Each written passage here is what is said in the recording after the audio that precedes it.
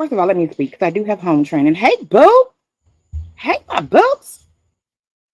I think I miss Celia. Hey, Celia. Hey, boo. Hey, my vetted. Hey, boo. Hey, good. Dimple gang gang up in this thing. Hey, my sweet, sweet Frank. Legion. Hey, Angelo. Hey, boo. That is my brother. Hey, highly favored. Hey, boo. Yeah, y'all, that's the jam. Hey, fatty. Hey, boo. Hey, 973 Daryl. Hey, boo. Hey, Uncle Paul. My boo. Hey, Coke boys.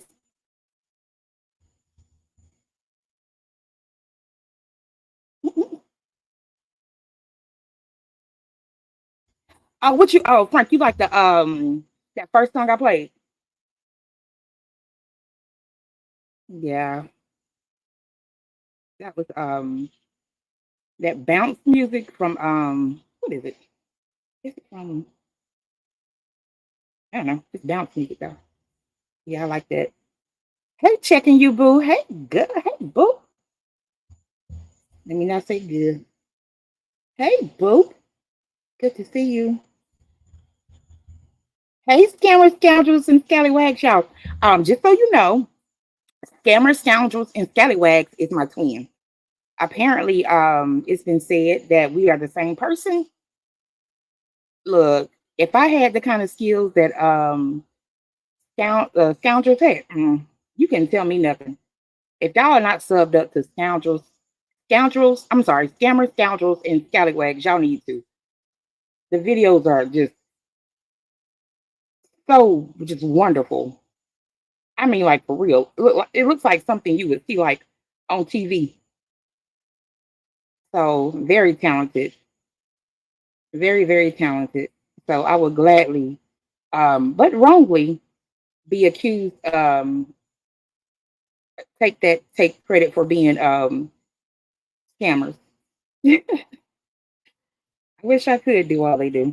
Their videos are just top notch, top notch, and they're hilarious. The narrator voice, everything is just it's fucking hilarious.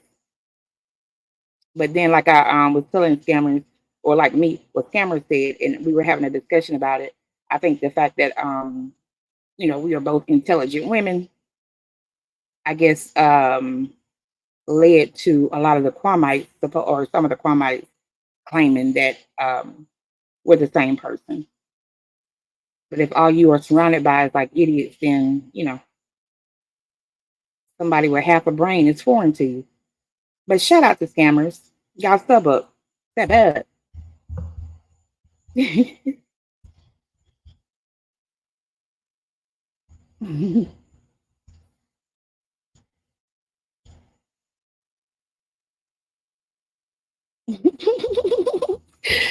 Oh, I want to make sure I didn't. Hey, DJ World. Hey, Boop. Welcome, welcome, welcome. Make sure I said hey to every. Hey, Crystal. Hey, Boop. I hope you're well. I'm doing. Okay, so y'all, shout out to everybody that's having a coming to Jesus over this whole fucking Kwame thing, right? Um,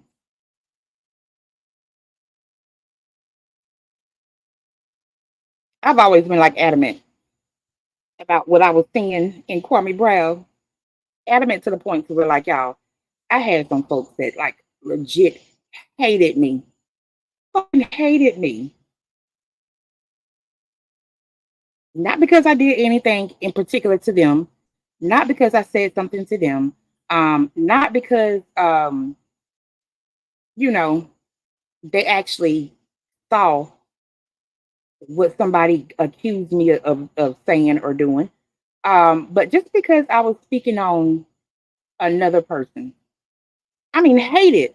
Now, you can have people that you fuck with or whatever.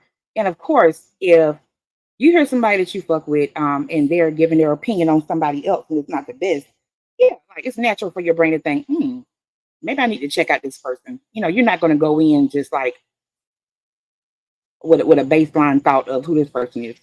I get it. But for somebody to actually, yeah, I had crazy bitches fucking DMing me. Like they were my mama, well, my mama went DM, but like they were somebody's authority figure questioning me as to why I was so critical of Kwame Brown.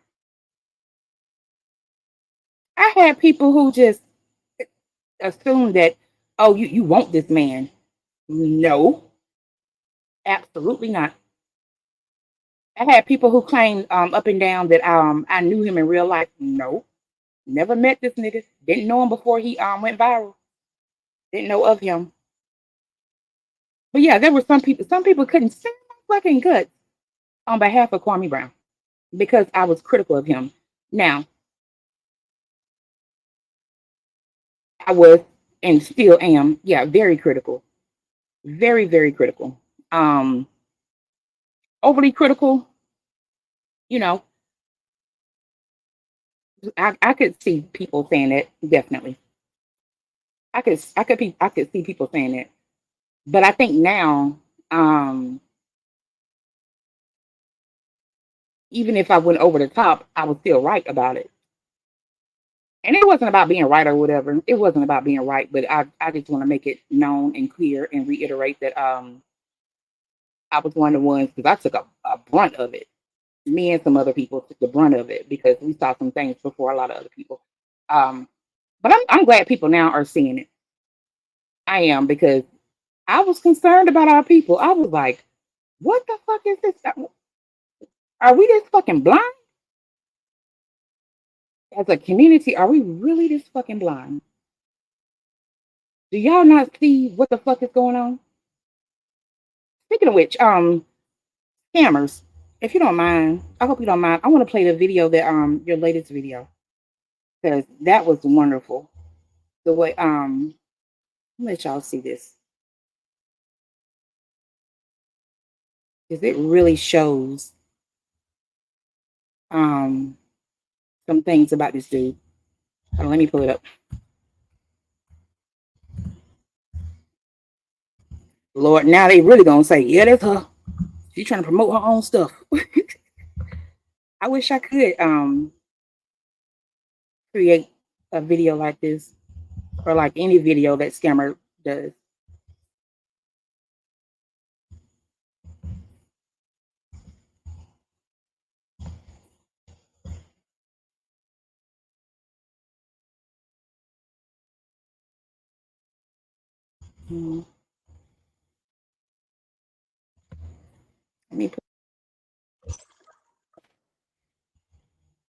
Let me also share the link to this video.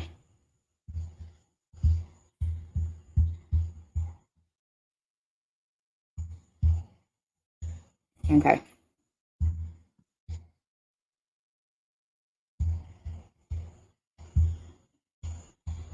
Scoundrels and scallywags. Welcome back to Scammers, Scoundrels, and Scallywags. Today's video aims to answer the question. Scammers, scoundrels, and scallywags. Welcome back to Scammers, Scoundrels, and Scallywags. Today's video aims to answer the question. Why, Lord, why? Why? Why what? Sorry, we got a little carried away. Why not allow Kwame Brown to ask the question himself? I'm just trying to figure out how come my 400,000 subscribers don't look at my video, but then somebody with less subscribers than me, 10,000 subscribers, can put up my same audio and get almost 10,000 views for it. Let's help Kwame answer that question, shall we? Am I allowed to ask questions? Sure, shoot. How do you feel about your brand today? You have reached a brain that is not in service. Please hold while we locate an operator. I'm sorry. What did you say again? Okay.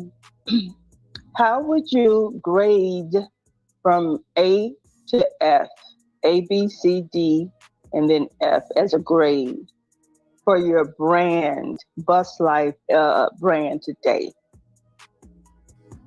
My brand is stronger than ever. In real life, though, I'm connecting with sheriffs and I'm connecting with county commissioners and people in real life that's going to help my dreams come to fruition. So I think my brand is stronger than ever. But online, and for people like you that have a perception of something, then online, and you should know because you're a queen, when strong Black men speak up,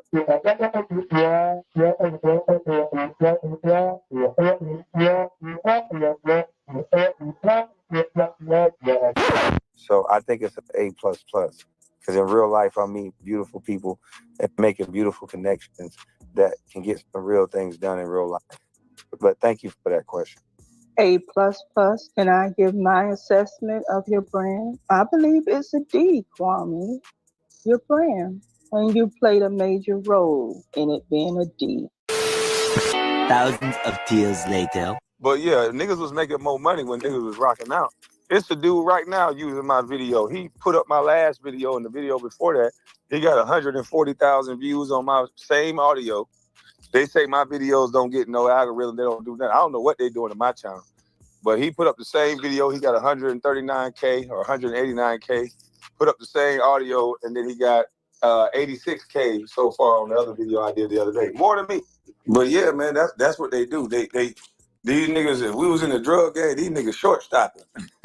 Yeah, you got everybody in this sector. They don't watch me, but they play my shit. And then you got another dude put up my exact same video. And I'm talking about he got 100,000 easy. He reaching 80K easy. And he ain't even got my subscriber count. But yeah, these guys can put up the same audio and kill it with my video. But I can't make the views. And then they make some views too. They got to make the views. And I'm stuck at 20, 30,000. I'm just trying to figure out how come my 400,000 subscribers don't look at my video. This dude, Kwame Brown, is out of control. His hate. And this nigga like a roach because he just won't go nowhere. And his favorite place is on YouTube running his fucking mouth. But that's okay. But the thing is, he's not entertaining. And he's an NBA failure. So anybody that sit and listen to Kwame Brown, all you doing is wasting your fucking life. Y'all to that nigga about pussy. Then he found more pussy than he did a goddamn chicken farm. He probably was a chicken farm, y'all. And he probably was a goddamn stripper whore. Like, I'll give you another person that I don't watch. I don't watch Kwame Brown. Don't know who that is. Yeah, nobody watches. Basketball player? Like, it's just not interesting to me. Didn't he? And I'm not trying to stop nobody else from watching him. If you rock with him, you rock with him. I think everybody should gravitate to the thing that's unique about them, but I just don't care about that blackity black shit. So like, right there, that just shows you that people just supporting him because the controversy. But let's keep it real. He's not entertaining like that. I'm sorry. Kwame Brown's just not entertaining. You know what I'm saying? He cool, but he not entertaining. I don't even watch that many Kwame videos that much anymore because of that back and forth between him and Gilbert Arenas' iron and all that. And I don't want the people who kiss my ass like your leader, Kwame Brown, does. I don't do that. I don't want a bunch of people calling up here saying, hey, I agree with you. Let's talk about how much I agree with you. Y'all watch Kwame Brown panel shows? Somebody tell me if I'm lying. His panel shows is literally a bunch of grown-ass men and old-ass hoes. Grown men, old women. One of them called this man modern-day Malcolm X. I said, wait, what? Tammy Dorsey says that video was hard to watch. Kwame Brown was emotional and all over the place. The sad part is he can't take an L. He's losing me. Okay. All right. Let's listen you to can't be neutral. There's no way that you can follow Kwame Brown or watch Kwame Brown and not have nothing to call him out on, but all of a sudden you got everything to call out on Skinny and everything else. Like, that doesn't even make sense. That's just the opposite of neutral. And listen, I understand there's a contingent of people out there who are all feeding into the Kwame Brown vomit that he's been putting out there. You know, we got one comment on here, still calling people a bust, hashtag mom is cooking. Look, I get it. The Kwame Brown truthers are buying into the Kwame Brown vomit.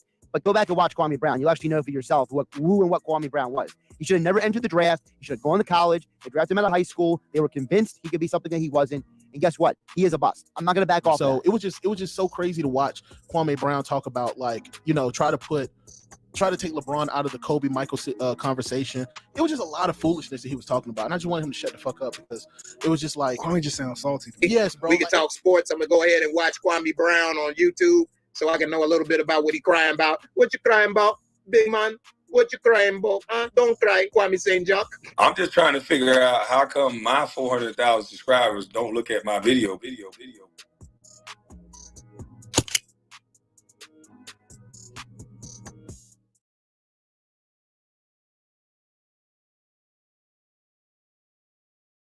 Y'all, scammers, scoundrels, and scallywags, y'all need to sub up. Just wonderfully done. I could see why people would think we're the same person because I don't know. I think we have the same humor. Definitely not the same talent.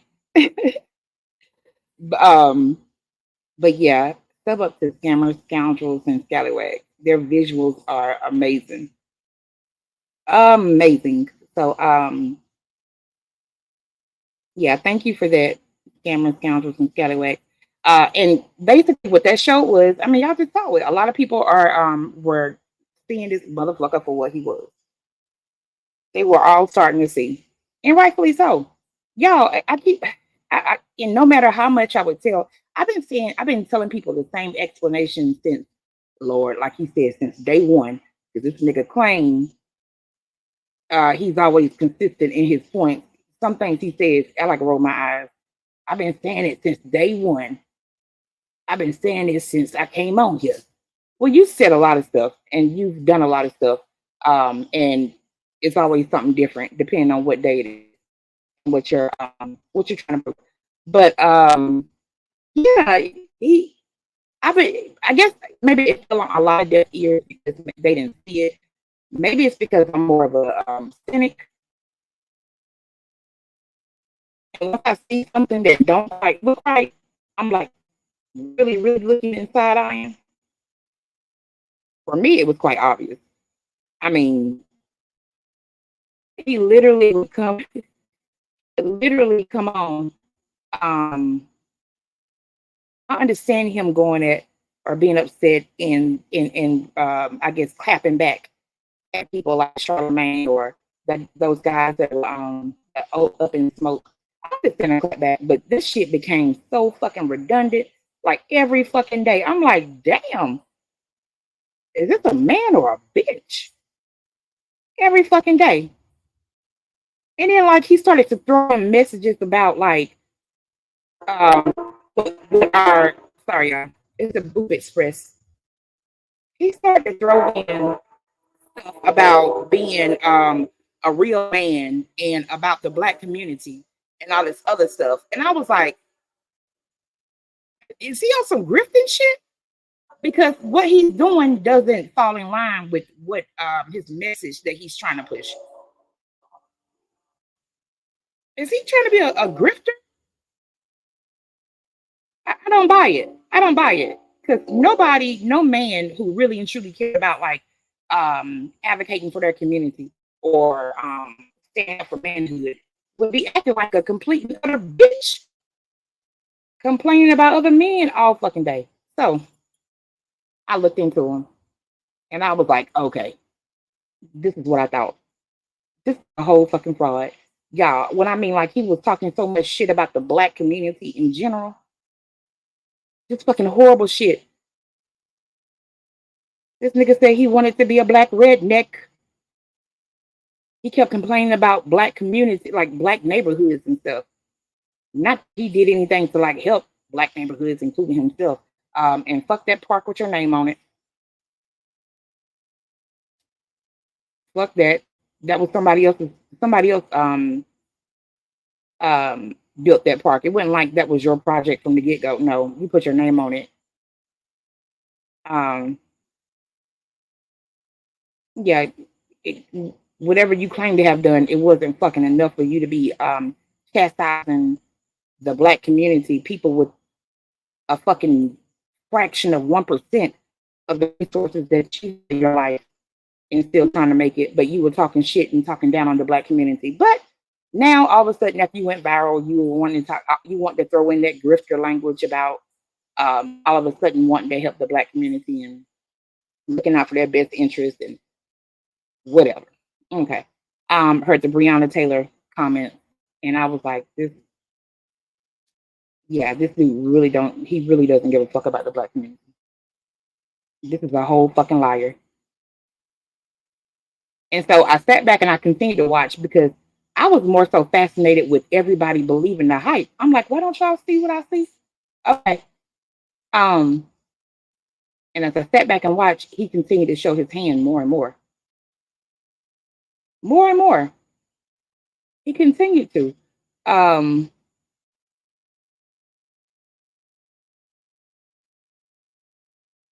When he brought up the stuff about the mother of his children and lied about that whole situation and what was going on. I wasn't surprised, but I was surprised at how many people didn't have an issue with it. It's like they kind of swept it under the rug in order to continue to support him without, I guess, I don't know. They just look past it somehow, some way, or pretended like they looked past it. And want nobody to speak on that. This nigga was completely disrespectful. Completely disrespectful to the women who had not only pushed his children out, but were raising them primarily. These black women. Called them all kind of bitches and hoes and just talking shit about them as they, every day, 24/7, cared for said children.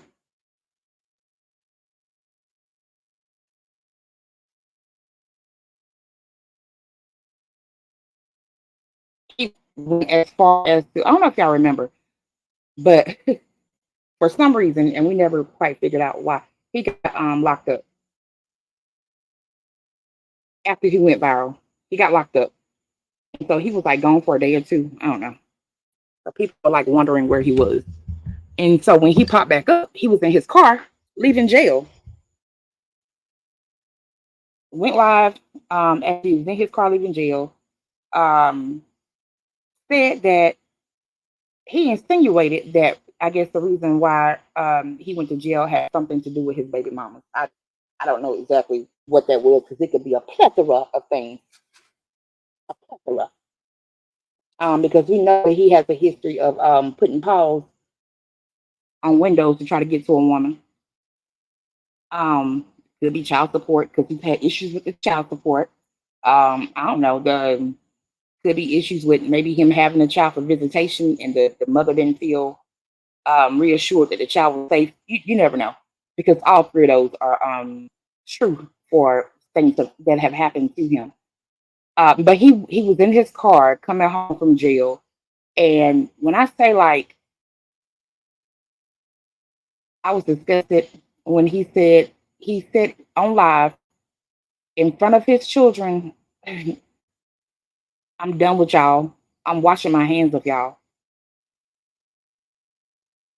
What a piece of shit. What a piece of shit. And then went on to claim that he wanted to make sure 4 kids in Brunswick got shoes for school. Well, hold on. Wait a minute. You need to take care of your own fucking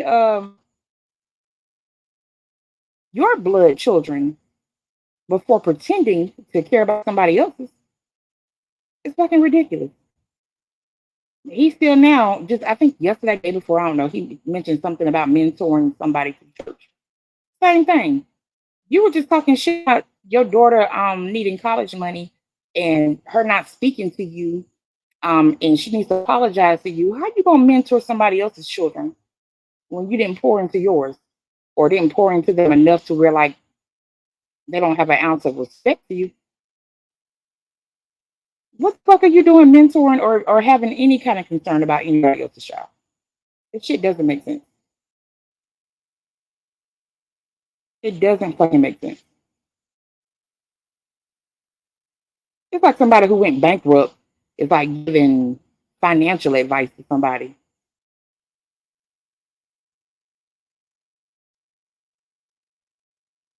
It's like somebody who's fucking 600 pounds advising somebody on what they should do to lose weight. It's like somebody who like missing fucking front teeth, giving like dental hygiene tips. What? It doesn't fucking make sense. Or yeah, it doesn't fucking make sense. But anyway, so yeah, that happened. He did shoe drive or whatever. Had people fucking donating to him, sending him money. He half-assed did it. The proof was in the fucking pudding. That shit was just all over the place. He promised that he was gonna do it again. Never did it. Never fucking followed through to do it again. When I heard this nigga say that he was gonna get a list of the children who were in need, because people were like asking about the logistics, the planning or whatever. When I heard this nigga say that, well, his thought, well, his plan was to speak to the lunch lady. He was gonna reach out to the lunch lady to get a list of the kids who get free lunch because they would qualify. I said, good God.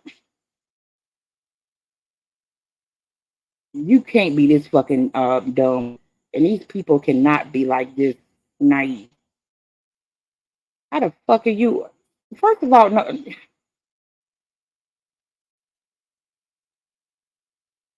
Who thinks like that you want to do something with a school? You want to do something in partnership with a school, and you really think your first stop, the first line of communication is going to be the lunch lady? You know nothing about school, sir, and that tells me that you've had limited contact with school. That's what that tells me. And second of all, that tells me that you don't give a fuck about this whole event that you're planning on putting on. Third of all, reinforces my thought that you are a fucking grifter. You just want to use other people and their plight for your come up. So that it told me a couple of things.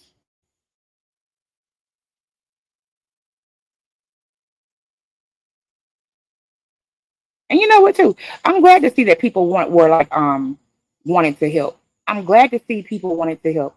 I just wish people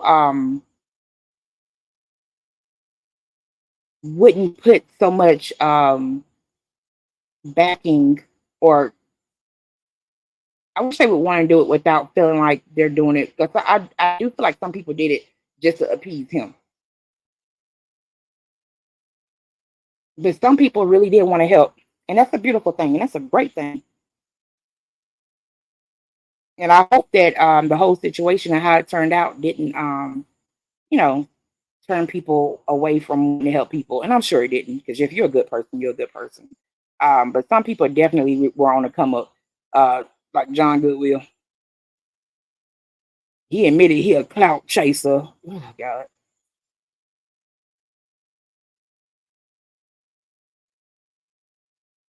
I could never. Y'all, I don't care. And I'm pretty sure it was really easy if you're going to start a YouTube channel or, thinking about getting into it. That would be an easy way to get your name out and get some traction. And then if you have talent, let the talent take you where it may. But at what expense, though? Are you going to allow yourself to be like, are you going to allow or take part in a whole fucking fraud and damage your reputation? Are you going to sometimes allow this nigga to fucking just, while you shucking and jiving and tap dancing, him still fucking disrespect you if you say one thing out of line?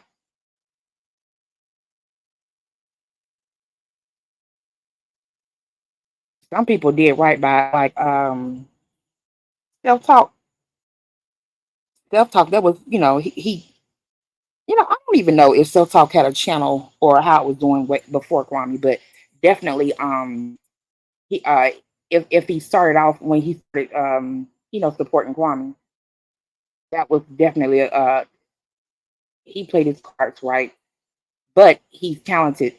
So he did it the right way.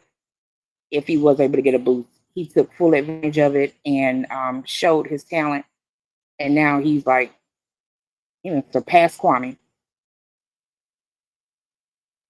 There's some other people that I'm pretty sure we became familiar with through Kwame. But like these pages are like flourishing. They don't even speak on Kwame Brown. We became familiar with them through Kwame Brown. So I can understand that, but to fucking give up your whole fucking soul, to give up your manhood, any kind of integrity, and do all that shit just to come up, yeah, that shit is crazy. And then you have your group of people that are not even, they don't even have channels. They are just like starstruck. That's the long and short of it. Every now and then they'll say, he's dropping gems. I'm always looking for it. Where these gems at? What the fuck are these gems? And who told y'all they were fucking gems? This nigga will say some cliche shit. It takes a village. People putting up 100 shit in the chat. Like, motherfucker, I heard that.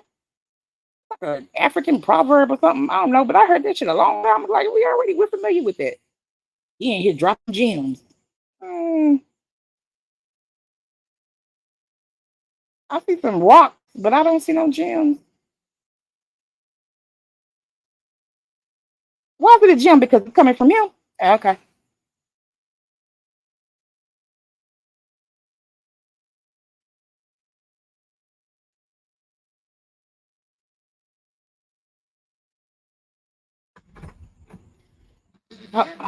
No, I didn't see her. Hold on one second, y'all.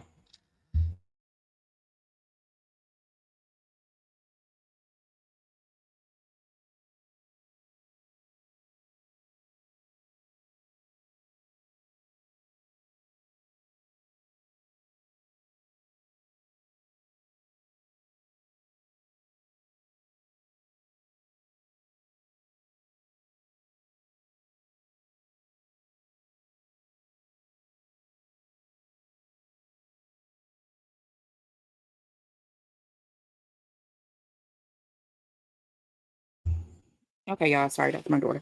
So damn, I forgot what I was saying.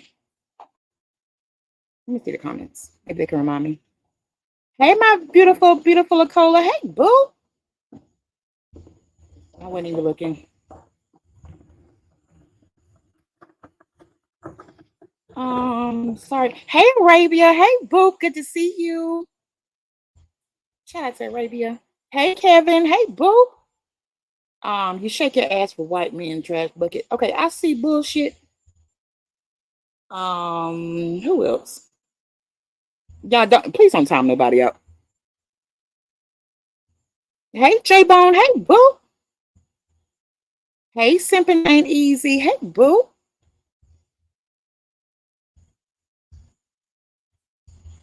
Okay, I think I got everybody.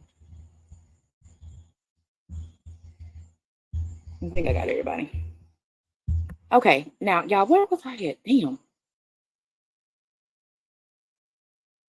Okay, so I think as time went on, people started to see his true colors. They saw he was full of shit. This would be the main guy complaining about people in this sector speaking on him. Y'all talk about one man. Y'all always talking about a man you didn't meet. Y'all always in some mess or whatever. I don't want to do it. Then he proceeds to make 2 other channels dedicated to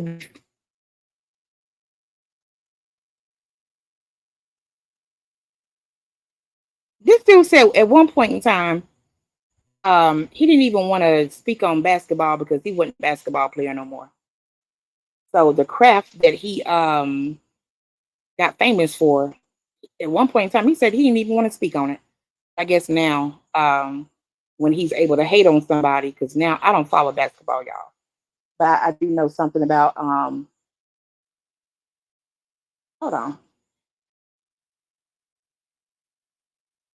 on, y'all, real quick.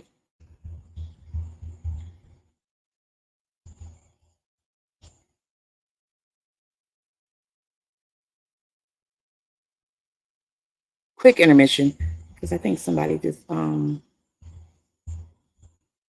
pulled up. Let me play this one more time. Shot the scammers, scoundrels, and scallywags.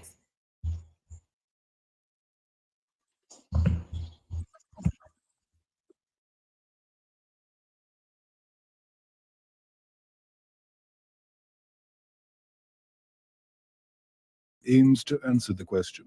Why, Lord, why? Why? Why what? Sorry.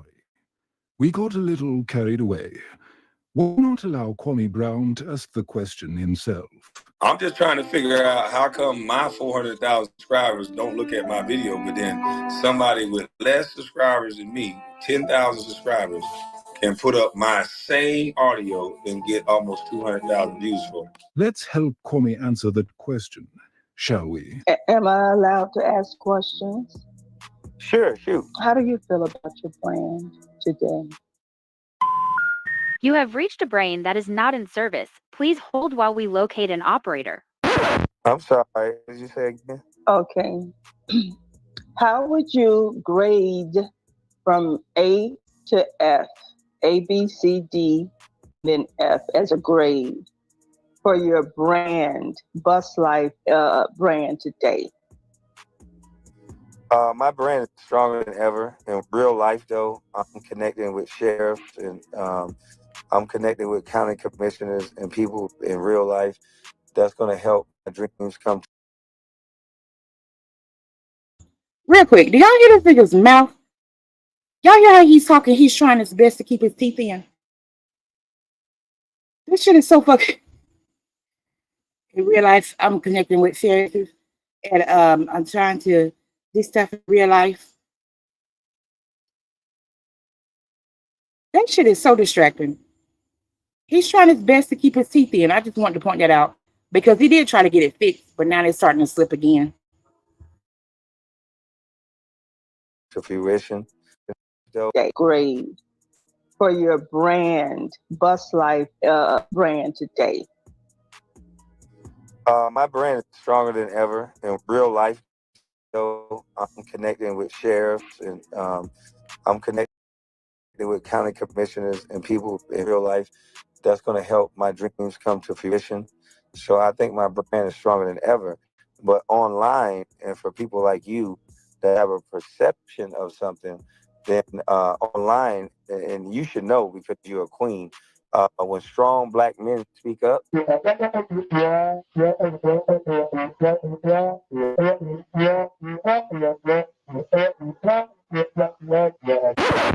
I think it's an A++. Because in real life, I meet beautiful people and making beautiful connections that can get some real things done in real life. But thank you for that question. A++. Can I give my assessment of your brand? I believe it's a D, Kwame. Your brand. And you played a major role in being a D. Thousands of years later. But yeah, niggas was making more money when niggas was rocking out. This dude right now using my video. He put up my last video and the video before that. He got 140,000 views on my same audio. They say my videos don't get no algorithm. They don't do that. I don't know what they're doing to my channel. But he put up the same video. He got 139K or 189K. Put up the same audio, and then he got 86K so far on the other video I did the other day. More than me. But yeah, man, that's what they do. These niggas, we was in the drug game. These niggas short stopping. Yeah, you got everybody in this sector. They don't watch me, but they play my shit. And then you got another dude put up my exact same video, and I'm talking about he got 100,000 easy. He was in 80K easy, and he ain't even got my subscriber count. But yeah, these guys can put up the same audio and kill it with my video, but I can't make the views, and then they make the views too. They got to make the views. I'm stuck at 23,000. I'm just trying to figure out how come my 400,000 subscribers don't look at my video. This dude Kwame Brown is out of control. His hate, and this nigga like a roach because he just won't go nowhere. And his favorite players on YouTube running his fucking mouth. That's okay, but the thing is, he's not entertaining, and he's an NBA failure. So anybody sit and listen to Kwame Brown, what you're doing is wasting fucking life. That nigga about pussy. Then he about pussy than he did a goddamn chicken farm. He probably a chicken farm, y'all. He probably a goddamn stripper whore. Like, I'll give you another person that I don't watch. I don't watch Kwame Brown. Don't know who that is. Damn, nobody watched. Basketball player? Like it's just not interesting to me. And I'm not trying to stop. I'm not trying to stop nobody else from watching him. If you rock with him, you rock with him. I think everybody should gravitate to the thing that's unique about them. But I just don't care about that blackity black shit. So Like, right there, that just shows you that people just supporting him because the controversy. But let's be real. He's not entertaining like that. I'm sorry. Kwame Brown is not entertaining. You know what I'm saying? He cool, but he's not entertaining. Like I don't even watch that many Kwame videos that much anymore because of that back and forth between him and Gilbert Arenas' line and all that. And I don't want the people who kiss my ass like your leader, Kwame Brown, does. I don't do that. I don't want a bunch of people calling up here saying, hey, I agree with you. Let's talk about how much I agree with you. Y'all watch Kwame Brown panel shows? Somebody tell me if I'm lying. His panel shows is literally a bunch of grown ass men and old ass hoes. Grown men, old women. One of them called this man modern day Malcolm X. I said, wait, what? Tammy Dorsey says that video was hard to watch. Kwame Brown was emotional and all over the place. The sad part is he can't take an L. He's losing me. Okay. All right. Let's listen You to can't be neutral. There's no way that you can follow Kwame Brown or watch Kwame Brown and not have nothing to call him out on, but all of a sudden you got everything to call out on Skinny and everything else. Like, that doesn't even make sense. That's just the opposite of neutral. And listen, I understand there's a contingent of people out there who are all feeding into the Kwame Brown vomit that he's been putting out there. We got one comment on here, still calling people a bust, hashtag mom is cooking. Look, I get it. The Kwame Brown truthers are buying into the Kwame Brown vomit. But go back and watch Kwame Brown. You'll actually know for yourself who and what Kwame Brown was. He should have never entered the draft. He should have gone to college. They drafted him out of high school. They were convinced he could be something that he wasn't. And guess what? He is a bust. I'm not going to back off. So it was just so crazy to watch Kwame Brown talk about, like, try to take LeBron out of the Kobe Michael conversation. It was just a lot of foolishness that he was talking about. And I wanted him to shut the fuck up because it was just like, Kwame just sounds salty. Yes, bro. We can talk sports. I'm gonna go ahead and watch Kwame Brown on YouTube so I can know a little bit about what he crying about. What you crying about, big man? What you crying about? Huh? Don't cry, Kwame St. Jacques. I'm just trying to figure out how come my 400,000 subscribers don't look at my video.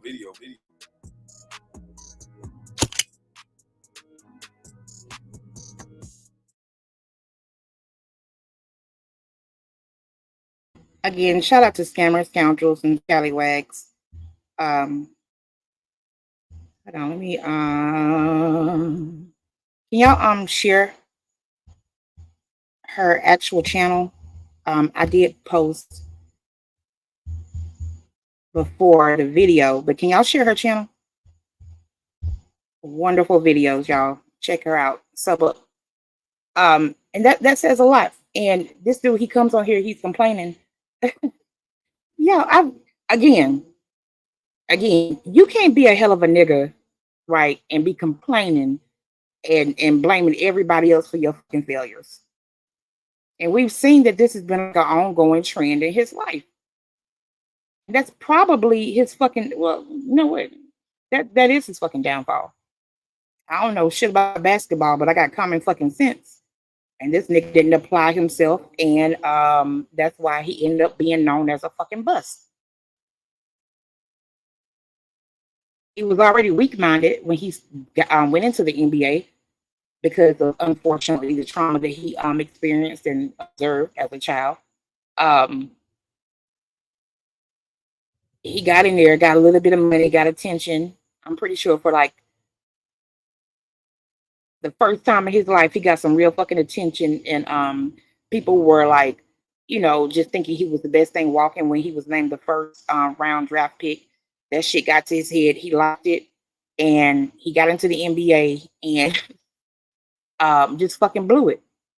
And I don't give a fuck how many years you've been around in the NBA, but if you started off making millions and you ended up signed a contract for $1 million. I mean, compared to, the $1 million is fucking everything to us. But in the NBA world, that ain't shit. Especially at one point in time being at the top of the game, or supposed to be seen as somebody who was at like the top of the game. That's a long way to fucking fall. I don't care what nobody says. I know basic math. I know,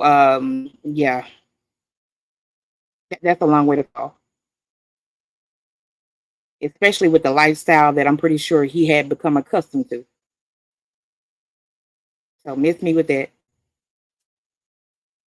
Miss me with that. So yeah, he ended up with the two other channels. Of course, they were beef channels. So I was like, okay, he's starting to show who he really is. This nigga is really about the fuck shit. He was never interested in no coding and trades. Y'all remember that? Y'all remember that? Like that was like when you thought about Kwame Brown, you thought about coding and trades. When the last time he talked about a code or a trade in a positive way? Now he'll talk about somebody like Ears who does a trade as a bad thing. Like what? I mean, I'm not surprised, but still, like the fact that he will open his mouth and talk down on what Ears does as a trade, after touting like he was just like the spokesperson for people getting into codes and trades. That's like, okay, look, this nigga full of shit. Full of shit. Full of shit. The real him started to come out. And then Gil came around. This dude, because he had felt so bad and his fucking feelings were hurt so bad in the NBA, when he came around to YouTube and he was like hailed as like this fucking king or whatever, I'm pretty sure it started to feel like when he first got drafted. It gave him some fucking self-worth. And so he came to YouTube. It was like, okay, I'm the king of the hill around here. Once again, like I'm looked at as like the best of the best. You can't tell me nothing.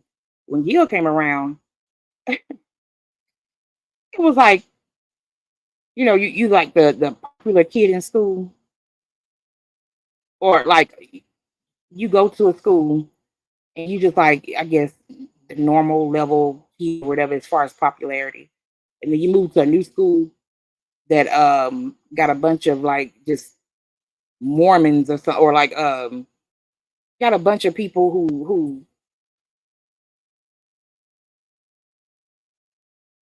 I guess are not exposed as much as the kids at your old school. So you go to the new school and you're like the coolest one.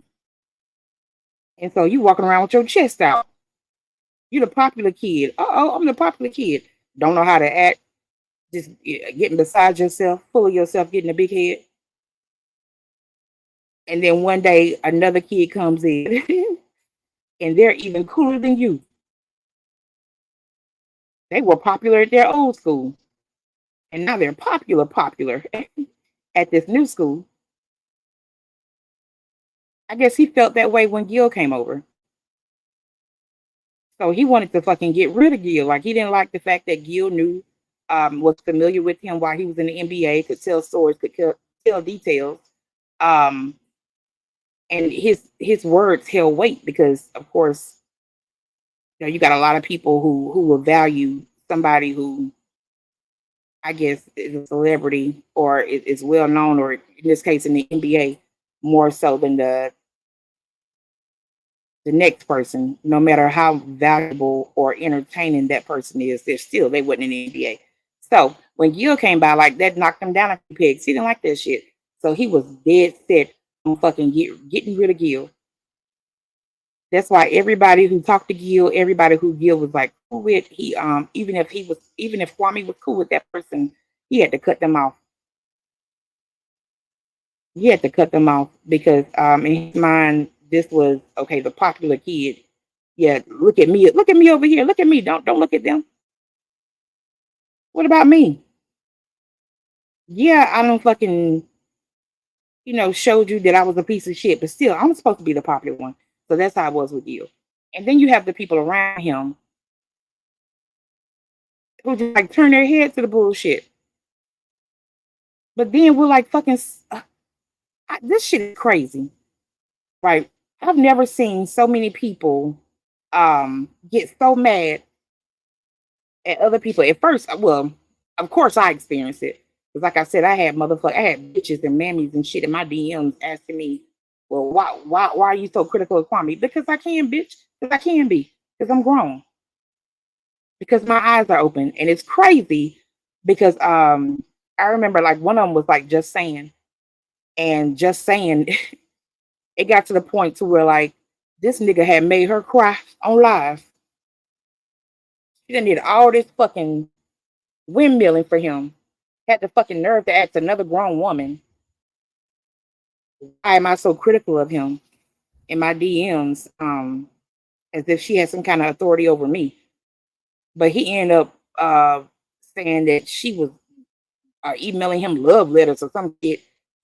Told this bitch she was fucking weird and she couldn't get a wrench because she wanted a wrench supposedly. Got on live with they got on the same panel and this nigga fucking made her cry. That shit was wild. Fucking wild. But yeah, he has a lot of people that will like just do the absolute most for him. I mean, like they will get angry over somebody saying anything about this guy. They don't think at all, or they don't consider at all what he may have done. They don't care about that. They'll completely look over that. Look, I'm fair. I'm fair, and I will certainly take accountability for anything that I do. Sure will. Sure the fuck will. But for somebody to be critical of me as a grown ass woman, a grown ass, hold on one second. What's wrong, baby?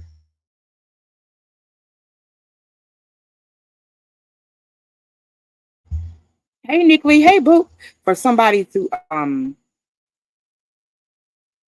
me as a grown ass woman asking me something, and then like but you, for anybody to not even consider what the other person did, just based solely on the fact that you like them or you want to continue to be cool with that group, is fucking asinine to me.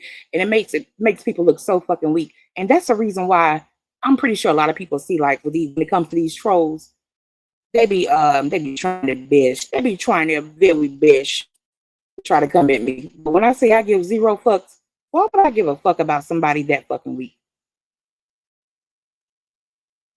In my mind, you're already fucking weak-minded. I don't give a fuck about what you're saying.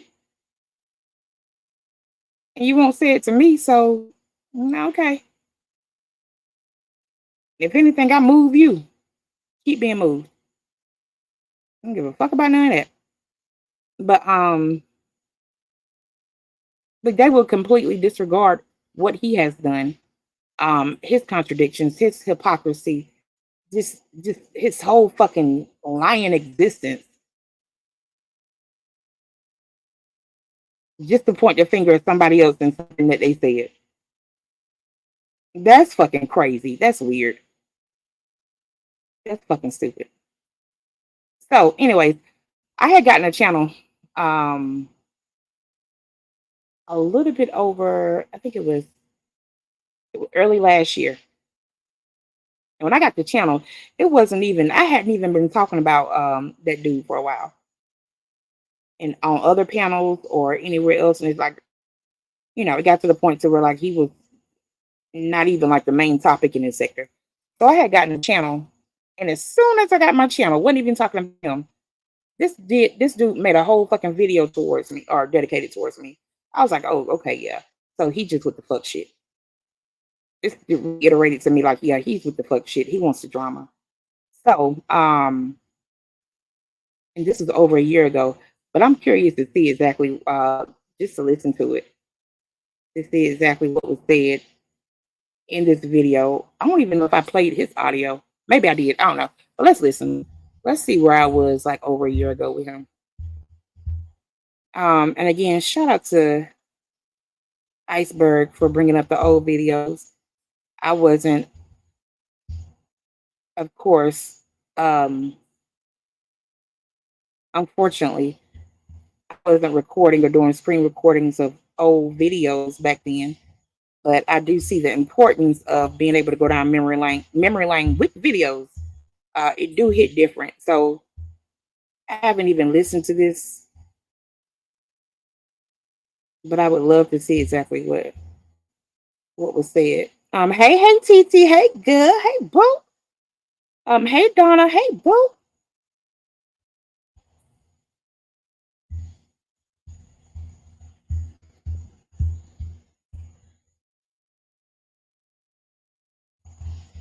And y'all was new with everything, so I'm pretty sure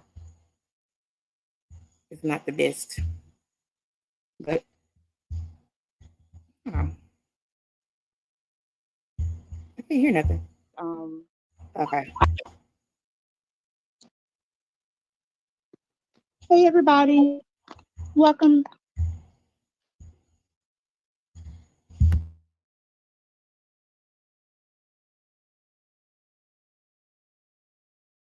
Is Brian Black in here?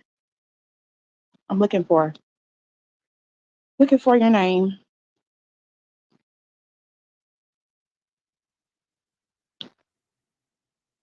Hold on. Y'all know I'm new to this shit. Do I have to go into the studio in order to choose moderators? Hey, everybody, welcome. Y'all forgive me for not greeting everyone. I'm from the South, so usually I have plenty of manners. My baby is barking in the background. Y'all ignore him because he is just a fucking diva. But I wanted to address this because oh, it got me fucked up. I thought a dusty nigga says, and I thought a dusty ass nigga. Thank you for the cash out, babe. Nigga said something, bum. Woo! Now I left you alone. I wasn't saying your name. I wasn't bringing you up, but you felt the need to bring my name into shit. Nigga, you are bothered. You are pressed. You are fucking pressed. That just shows me that no, quiet. Thank you. That shows me that you are really and truly you are bothered by what I say. I got that kind of effect on you. Is that what it is? I got that kind of fucking effect on you. Damn. Nigga, you pathetic. Anybody checking for your ass. But he had a lot to say last night, talking about people being up late. But nigga, you up late. You up late. You had a lot to say about what people do in their real professional lives. Nigga, you don't do nothing in your professional life, but go on live and talk about nothing. Nothing at all. You have no purpose in real life or on YouTube. So, look, I guess shit hit hard. And you're just telling me that I was right. I was right. You're probably watching right now. Pussy ass nigga. Yeah, I'm not one of those black women who like are subservient or just say, oh, the black man, nah, if you're a piece of shit, you're a piece of shit. Be it man, woman, or whatever, in between. And you, sir, are a piece of shit. I let you live, but you wanted my attention, okay? So I'm giving it to you. What I have here, y'all let me know if y'all can hear this because I'm playing it. And shout out to Skinny for my iPad. I'm gonna play some audio from his live. Now I started listening to this, but I threw up in my mouth a little bit, and I said, "Hold on, let me have this conversation out loud with my friends on live." So you guys may have already heard this, but really and truly, I'm hearing this for the first time. So let's see what this dude had to say. Y'all, let me know if y'all can hear this. Hold on. Hold on.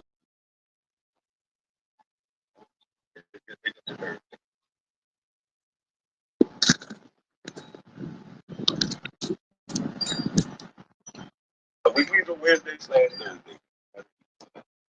And boy, we got a lot of them on the top. I'm talking about, man, a band of losers. They just all change up what they say every 2 seconds. 1 minute they protecting women and it's wrong. When I say something, I should have protected Sister Eve.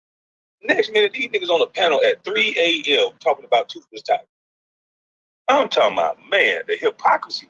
I thought y'all Negroes said y'all coming down the middle. Y'all got a grown man that's supposed to be married, returned, sat online and say, I ain't gonna wake up till 2 in the morning and I got my subscribers that take care of me. Y'all taking care of a fucking degenerate. Pause. Hold on, nigga. You don't have your children. This man lives with his children. He coaches for his children. He picks his children up every day. You said that your children, when they turn 18, they know where you live at. They know your phone number. They can hit you up. But you are talking about him being a degenerate. Okay. We still want to know why you was punching through windows to try to get at pregnant women who are pregnant with your child. That's what we want to know, but okay. He's not gonna wake up till 2. That means his wife gotta get the kids dressed. That means his wife gotta take the kids to school. That means his wife gotta do everything till this clown feel like waking up from all alcohol. If he's up and you're up, what? You don't have any responsibilities. You have responsibilities, but you don't adhere to them. You don't take care of your responsibilities. So if you get up late, it don't matter. Hell, your kid's somewhere else being taken care of by somebody else, not you, nigga. Okay? You got the world fucked up. See, you've been in the NBA and you've been protected. And you've been, like, I guess, admired by so many. Fuck, nigga, you on our level over here. You ain't nothing special. We see that you are a piece of shit. We see that you fucking broke. We see that you fucking need YouTube to get some money because ain't nobody checking for your bum ass. Your ass happy as hell. Pivot Podcast paid you any kind of attention and they didn't fucking clown your ass. That nigga the Pivot Podcast, you know what? God is good. God is good. I just finished with Pivot Podcast. Yeah, they should have roasted your ass. If they roasted your ass, they would have got more views. Anybody else who chooses to interview this fucking bum, make sure y'all roast him because that's what people are looking for. We want to fucking laugh at this bum. This is what y'all paying for. And brown skin lady, school start in a few hours later. How you gonna be a counselor? What brown skin lady gonna be a counselor? Somebody put in the chat what brown skin lady do for a living. Nigga, if you speaking on it, how about you find out first? You don't know what the fuck I do, but you want to speak on me? Let me tell you something. What I do well. And I get paid well for it. And I can come on here and talk my shit and still get paid well. Period. And still get paid well. And I'm going to continue to talk my shit. Ain't nobody going to stop that. Nobody's going to stop that. The fuck? I ain't said shit about all that shit I've been said about you in these past, year and a half? You ain't had much to say until fucking fat ass peasy head Regina came and tried to get you to go against my daughter, y'all. I'm on the porch, so if y'all hear the wind chimes, there it is. Yeah, I have a porch too. Fat ass Regina then gave you my information for you to dox my fucking child, nigga. See, you dealing with the right one now. I'm not some fucking white weak hoe who fucking shake her fake ass for money. You got a real queen. Because see, queens have strength. They're not pathetic. They don't go around begging for attention. Bitch, I am the shit. Point blank period. I've been the shit. I will always be the shit. I was born like this. This shit was instilled in me when I was a child. Most of y'all motherfuckers don't even know how that feel. So y'all need this. With or without YouTube, with or without fucking anything, a degree, a job, a husband, anything. I am the shit. And that's why y'all fucking hate me. And I'm going to say what the fuck I want to say, nigga.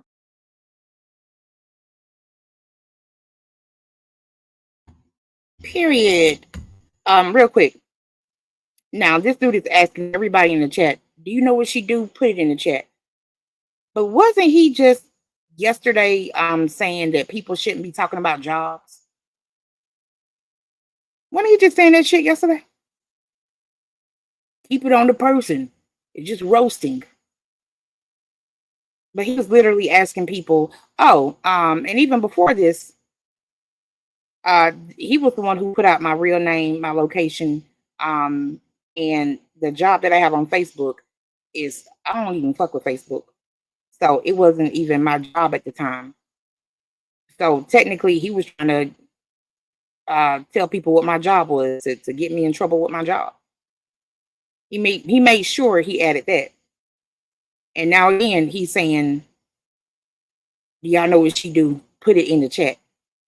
But yet and still, he finds it an issue with people talking about jobs. Okay. Hypocrite. Hey, Larry Wade. Hey, Boo. Hey, Elohim Cow. Hey, Boo. Hey, Nick Lee. Hey, Boo. Right. I didn't know Trailer had porches brown skin. Look, me either. Porches and a dick. Hey, Damien. Hey, Boo. Welcome, welcome, welcome. Let me make sure, because I do have home training. I want to make sure I speak to everybody. If I missed you, just know I do have home training. And hey, Boo. Hey, Keith. Hey, Boo. Good to see you. Blessings and pretty feet to you. I don't have pretty feet, but I wish you nothing but pretty feet.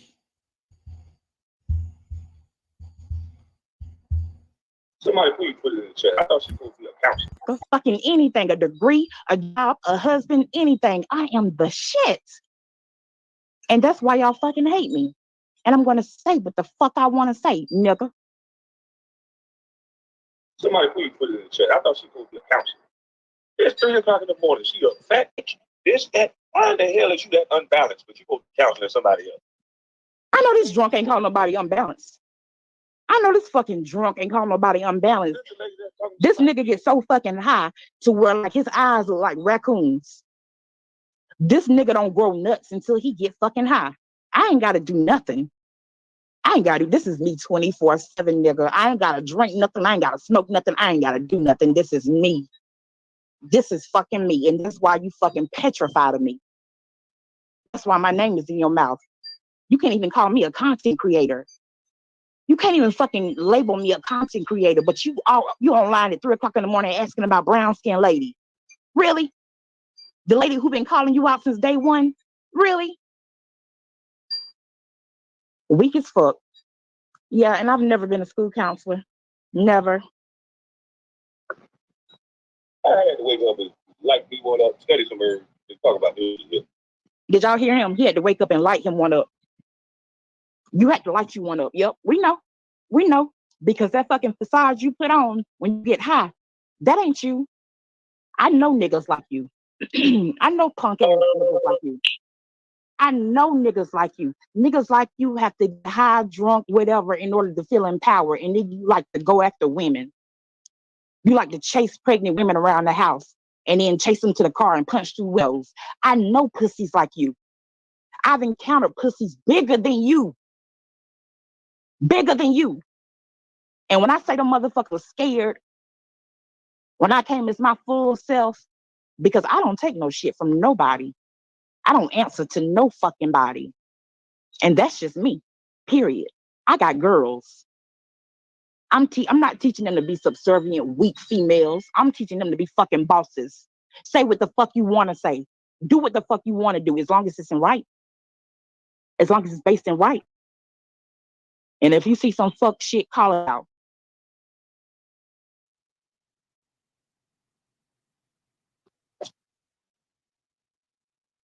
A social worker. She can't be no goddamn. Who's she doing social work on? She fucked up. This lady is that it's 3 o'clock in the church almost. This lady is not laying next to her. And if she was my goddamn right now, I'd put her up Okay. I know you fucking man. If I was your wife, bitch, I would never be your wife. I would never be your wife. Never. So you ain't even got to worry about that scenario. I would never be your wife. Isn't it crazy how somebody who's fucking laying in a fucking dilapidated mansion alone with his fucking suck nut brother in the other room who just bow down to whatever he says, he fucking shaking his head in agreement because he getting what he can out of his fucking brother, a bum living off of a bum, making fish nuggets. Nigga, who the fuck you think you talking to? Who the fuck you think you talking to? You think a man can put me out? I love my husband. He would never do that. But I tell you what, him or nobody else would ever put me out of nowhere. Nowhere. See? And those women who fucked around with you, shout out to those ladies because they've been taking care of y'all's children all along. This nigga is fussing about paying $600 in child support, an ex-NBA player. Nigga don't have me show your court paperwork. You had my name in your mouth. You done fucked up. You done fucked up. Oh, God, I'll give you a goddamn. You know where the hell I don't be married to somebody that's up talking to some niggas at 3:30 in the damn morning. You a cheater, lady. Boy, I'm telling you, I told you wasn't gonna never be able to see things the right way. You ain't gonna never be able to see things the right way. You see this dummy, y'all. Now, I'm not sure if y'all see, I've been on live before, right? I show my real face. Nothing crossed about my eyes, but he sticks to this little, I guess, I don't know, whatever, goofy. But y'all saw that thumbnail, right? Y'all saw that fucking thumbnail. Nigga looked like he was shaking as a. Y'all remember that shit? At the it's crazy. For the longest time, y'all, they could have sworn I had cross eyes. And that was like the going, oh God, just fucking lame. Claim up and down, I had fucking cross eyes. What? What? And this is how I know. They can't fucking now. I'll talk shit and I'll name call and I'll cuss or whatever. But I'm gonna make logical sense. Since they don't have the ability to come back with any kind of logical response that's gonna like prove me wrong, they're gonna like name call it. I don't give a fuck about that shit, nigga. I don't care. I can call names too. Hell, a fucking elementary school kid can fucking call names. I don't care. This shit is so fucking goofy, and that's how I know like a lot of them, him and a lot of those Quamites, they're just remedial. Oh, they call names. Oh, what you want me to do? Go into a fucking corner and fucking ball up and cry? Okay. At this point, this shit is getting old. Fucking old. But I guess that's their only line of defense. It's a fucking name call or something. And okay. And I'm pretty sure a lot of people probably wonder like, why don't you say? You know how many fucking lies have been told on me on here? How many fucking lies? If I responded to every fucking lie, yeah, I'd drive myself crazy. Okay. If you like it, I love it. Your mama, your bitch. Maybe every now and then I'll throw that out, but half of the time, like, especially when it comes to them Quamites, I don't give a fuck what you saying. And you're not going to stop me from saying what I want to say. That shit don't work on me. It's never fucking worked on me. Never. And it never will. Feel different. The baby. And his eyes still rattling around. Yeah. That's who somebody done called him. I don't know. Whatever. Goofy. But y'all saw that thumbnail, right? Y'all saw that fucking thumbnail. The nigga looked like he was shaking as a baby. And his eyes still rattling around. Yeah. That's who somebody done called him cross-eyed. So he's using that as a diss against me. Okay. Okay, bitch nigga. Okay, pussy ass nigga. You think you got a good one? You got a loudmouth lady that's up yelling and arguing all night, cursing out a black woman. You a black woman. When you ever go, you a black woman, you know, all day to talk foul and nasty all night. What is the positivity that you bring to the world? Nigga, what is the positivity that you bring in?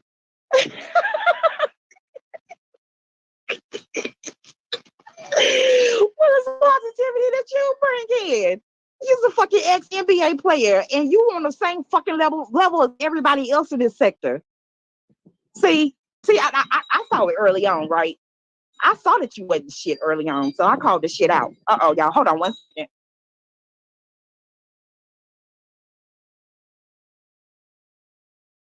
don't want to be doing all this cussing in front of my baby. Okay, look, y'all gotta bear with me because I don't want to be doing all this cussing in front of my baby. And my husband just got home, so I gotta go buy some chicken in a little bit. But or I don't know, I might just go buy some. I might not feel like frying no chicken. I do what I want to do. But yeah, this nigga talking about if that was my wife, nigga, you done had how many babies by how many women, and you ain't wiped up not now one. Not now one. You fucking all over the place, but ain't married not nobody. But you want to speak about marriage? You don't even know what a marriage is, nigga. You don't know what a marriage is because your bum ass daddy left your mama. Your bum ass daddy left your mammy. Well, all y'all fucking criminals. Shout out to the ones who didn't get locked up. Your bum ass daddy left your mama who was sitting there getting hands laid on her. May God rest her soul. May she rest in power. This bum ass left this whole family to go fuck with somebody else who he eventually unalived. Get the fuck out of here. Who the fuck are you? Y'all, it is about to storm here. So if y'all hear some thunder and shit, I'm about to go inside. Go upstairs, baby. Please.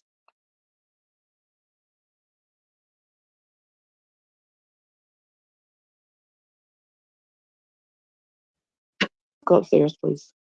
Thank you. Go upstairs, please, huh? No, you good. You hear that? That's what you call a child. That's what you call a child in the background, but yeah. Let me get that situated. Y'all can probably hear better too. This nigga is talking about a marriage as if he know what a fucking marriage is. The audacity. Hold on, y'all.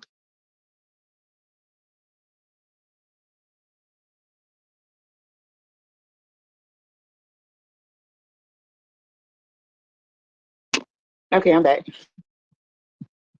How are you going to be social with anybody when all you do is curse and yell all damn day? Jesus Christ. I'm sorry that nobody else will point out this rotten ass, sorry ass behavior that we see. I'm going to point it out. Okay, thank you for Listen, nigga. Listen, nigga. I do. Hold on.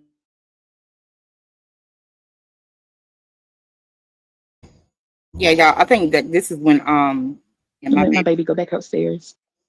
So you don't know nothing about this because you ain't got nothing now of them fucking 50,000 children in your home, right? You don't do shit for them. But a lot of, how about you tell the people about how you told the courts you made like what? What was it, $2,000? And said that your baby mama make more than you do, so she should pay more. Bum ass nigga. You got the right one. Oh shit, they done messed around and gave me a YouTube channel. Bum ass nigga. Fucking deadbeat ass nigga. I don't give a fuck about you being on the NBA. You a bum ass nigga. Y'all are so used to just pointing out celebrity bad behavior. Hey, the Beef Sector. Hey, Boo. Thank you, Frank. My sweet, sweet Frank. That you can't see. This is a bunch of jackasses walking around. It is a bunch of fucking jackasses walking around. This lady's supposed to be a social worker. She's supposed to be put together. She's supposed to be an affluent person in society. Got a husband, got children. These children got to be up at about 6:30, 7 o'clock in the morning to go to school. This lady. And they were. What's your fucking point? What time did your kids wake up? Is the question. Did you help get them up? Do you ever see them get up? See, this is what I mean. Y'all fucking lost ass niggas following people just because of what they used to do when they ain't shit. You fucking lost ass niggas looking for a fucking leader, letting any old thing just come around and tell y'all what's right and what's wrong. You fucking bum ass niggas. See, y'all are the problem. Y'all are the fucking problem. You so dumb and so fucking gullible. You led astray by any old thing. This nigga ain't shit. This nigga ain't shit. And you are like so like just mesmerized by the fact that he used to play in the NBA. Nobody give a fuck. I know I certainly don't. The way I feel, I don't give a fuck at all. You can't tell me nothing about how to be as a black person when you ain't shit, nigga. The first thing that any person should do is take care of their seeds. Anybody, black, white, anything. That should be your number one priority. You can't even do that. You can't tell me shit about shit. You's a bum ass nigga. And that's why when I say something, you fucking listen. You listening right now. You listening right now. Get you one of me, nigga. I'm sorry, I'm taking. It's up 3:30 in the morning talking about another black woman. This shit is a damn shame. This is a shame. And just so you guys know, I'm referring to Toothless Tiger, right? Toothless Tiger sent me an email with information on him being sexually abused. Right? Right, Toothless? Right, Toothless? Yeah, you another one. I don't give a fuck about how old you are. You a messy old bitch. You's a messy old bitch. Keep so obvious name out of your fucking bare ass mouth hole. And he on here now. This is way in. This is way in because he been wanting to have some kind of connection with me. See, that's what I'm saying. You fucking ladies who lay down like a rug and think that a man is gonna respect you. Nah, bitches, they respect me.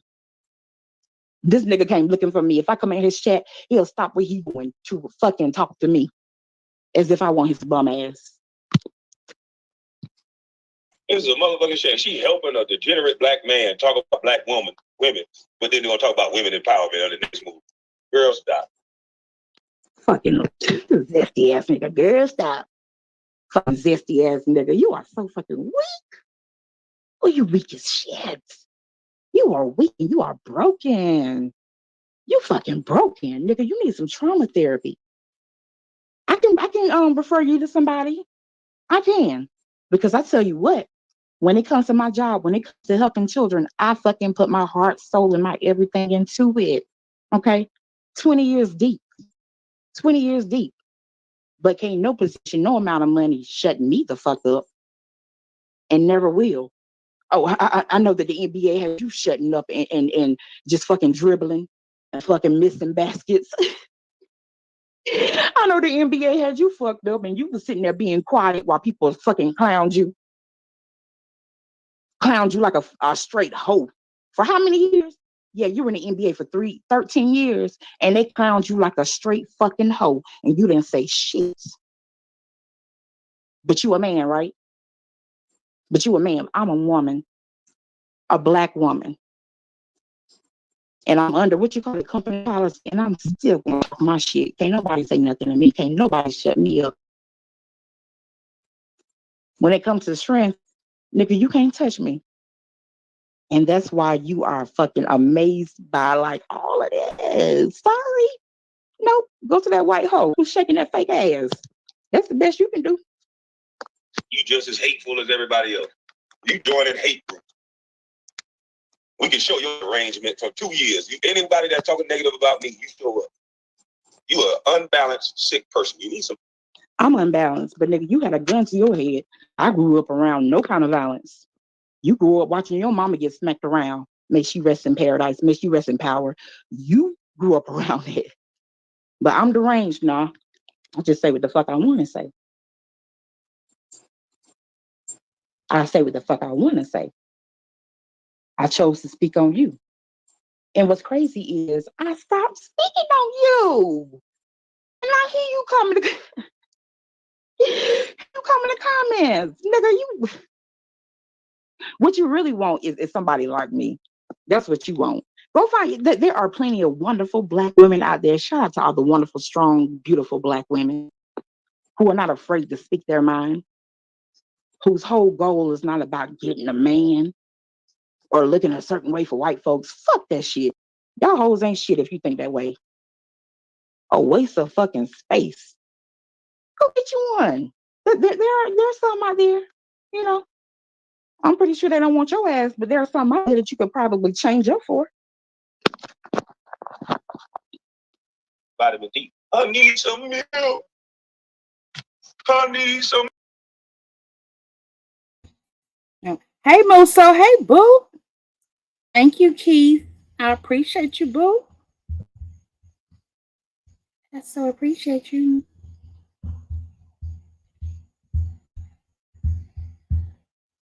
Mill sitting there helping a big old punk that think he a damn woman. Sit up here and talk about women all night long. He's a big punk. He's a big punk, right? But that's the same person you used to call on when you needed help with that dry ass channel. Okay. The same person you used to call and put on the phone whenever nobody wasn't being entertained in that fucking dry ass channel because you didn't have shit to say. After a while, them fucking feel good phrases and whatever the shit you used to say, them fucking whatever the stupid shit you say got dry. Them songs fucking got whack as hell. You used to call skinny. Remember that? When you needed help when somebody was fucking going at your neck, you used to call skinny. Now you're degenerate. Nigga, get a fucking life. Get a fucking life. And now you got them fucking weird ass niggas up there on your stage behind you, amen, and the stupid shit you say. You don't even make fucking sense, nigga. You don't make fucking sense. I'm not one of them hoes in your chat that just, Kwame, yeah. Keep doing it. That nigga don't keep spreading your message. Keep doing what you doing. We love you. That nigga ain't doing shit. He ain't doing shit for his own seeds. And y'all bitches and niggas are in there like he doing something. Y'all are in there like you doing something. Last night, you stepped into that chat while I was fucking talking on something that you don't fucking know about. You stepped into something that had nothing to do with you. All them times I've been talking about you and I left you alone. You came into that chat and you tried to get my fucking attention. You got it, nigga. You got it. You got it. I ain't never been afraid to say what's on my mind or how I feel. Never. Never. So for you to think you want to fucking mention me in one of your fucking played out lives on that fucking played out channel that nobody goes to, you got the right one. You got the right one. Look, we can do this all fucking day, every day. I don't give a fuck.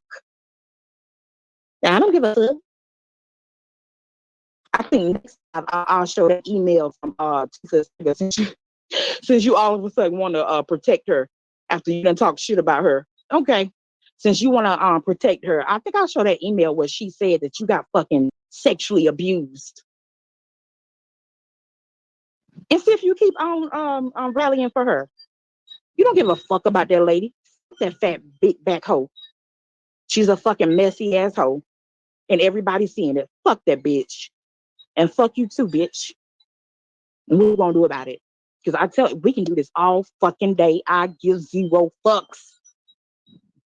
I don't understand. Like, do y'all not understand like who I am by now? Had motherfuckers rattled, didn't even have a channel, wasn't saying shit. Do y'all not understand who the fuck I am? I give zero fucks. When it comes to YouTube, this ain't real life. But when it comes to actually helping people in my real job, I ain't got to explain nothing. I ain't got to prove nothing because I have a fucking heart. When you said that shit about your children saying that you were wiping your hands of them and you were done with them, nigga, I could have punched you in your fucking black ass eye. I would have whooped your ass if I was around you. How fucking dare you say that about your own fucking children who can look on the video and see you say that shit? Your own fucking babies can turn a video of their fucking ain't shit daddy and see that he is saying that he don't want shit to do with them. But y'all follow this nigga. I'll follow this nigga. The same nigga who said that Breonna Taylor, it was her fault she got shot and killed. Y'all follow this nigga. Fuck you, nigga. And fuck your NBA career. I don't give a fuck about none of that. I don't give a fuck about no kind of celebrity. That shit don't move me. It ain't never moved me. And fuck a white man. Fuck a white man. You fucking tap dancing for white men like, damn, you are fucking embarrassing. How we look to the white man. Respect me like you do on white boys. Fuck a white boy. Respect me like you should black people. How about that? Respect me like you should black people.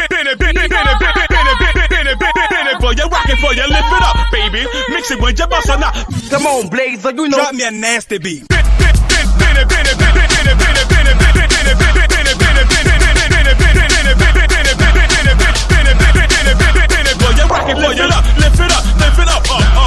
up, lift it up, bend it over, rock it, lift it up, bend it over, rock it, lift. That's a beat for me. Wow, wow, wow, wow. You know what I want. Wow, wow, wow, wow, wow, wow, wow, wow, wow,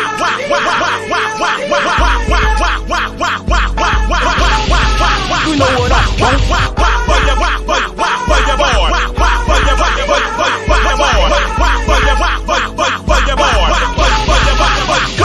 Come on, hustle with your muscle now, hustle, hustle with your muscle now, yeah, hustle with your muscle, yeah, hustle, moving now, hustle, hustle,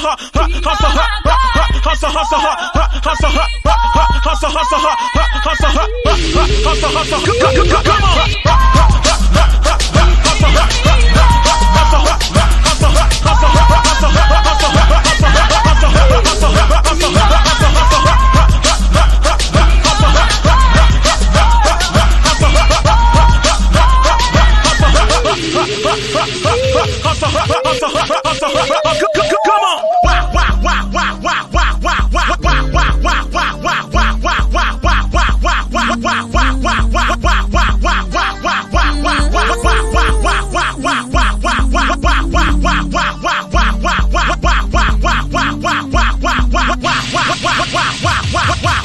Come on, Blazer, you know what I want.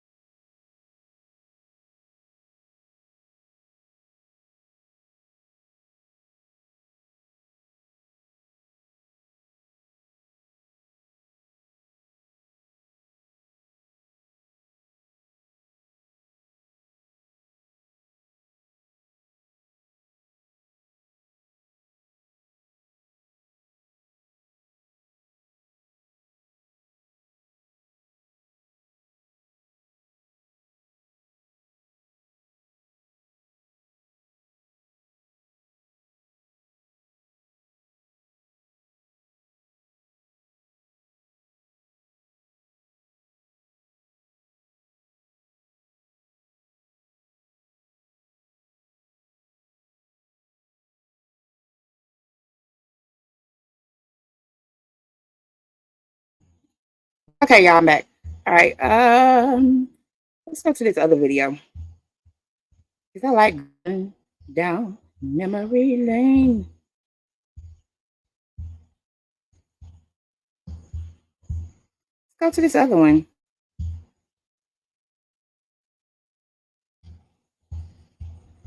You sure?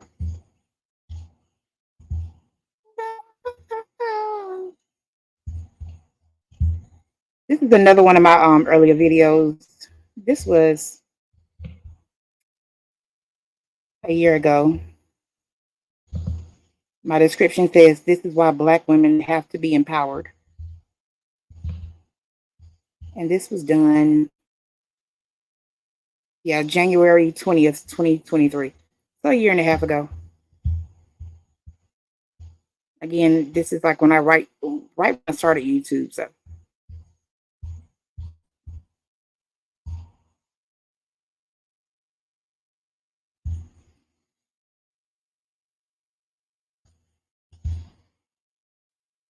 Well, damn.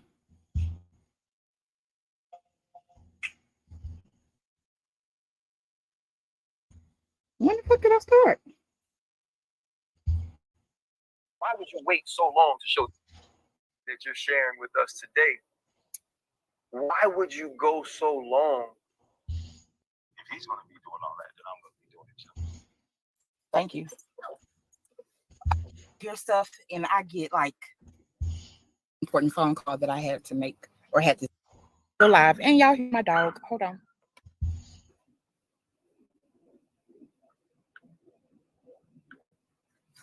Let me go to my page. So Okay, y'all can hear me. Good, good, good. All right, y'all. Oh boy. You know what? Sometimes I like hear stuff and I get like, I start feeling some type of way because I know people are like full of bullshit. Straight talk. Y'all, not right now. When y'all get a chance, y'all look at Straight Talk's community wall. He has a picture posted of oh boy that I'm about to talk about. Hey, Brittany Smith. Hey, boo. But yeah, I hear stuff and I feel some type of way because one thing I hate is a fucking fraud. I hate frauds. I hate people who are not comfortable enough with themselves, so they just pretend to be something that they're not. It's even more frustrating when said person is being listened to by quiet, Tibby. When said person is being listened to, take him inside, baby. Thank you. When said person is being listened to by Brittany, don't that Brittany and Keitha, y'all like that's a hype music, right? Are people in the community, people who actually I'm assuming really want to do right by our community.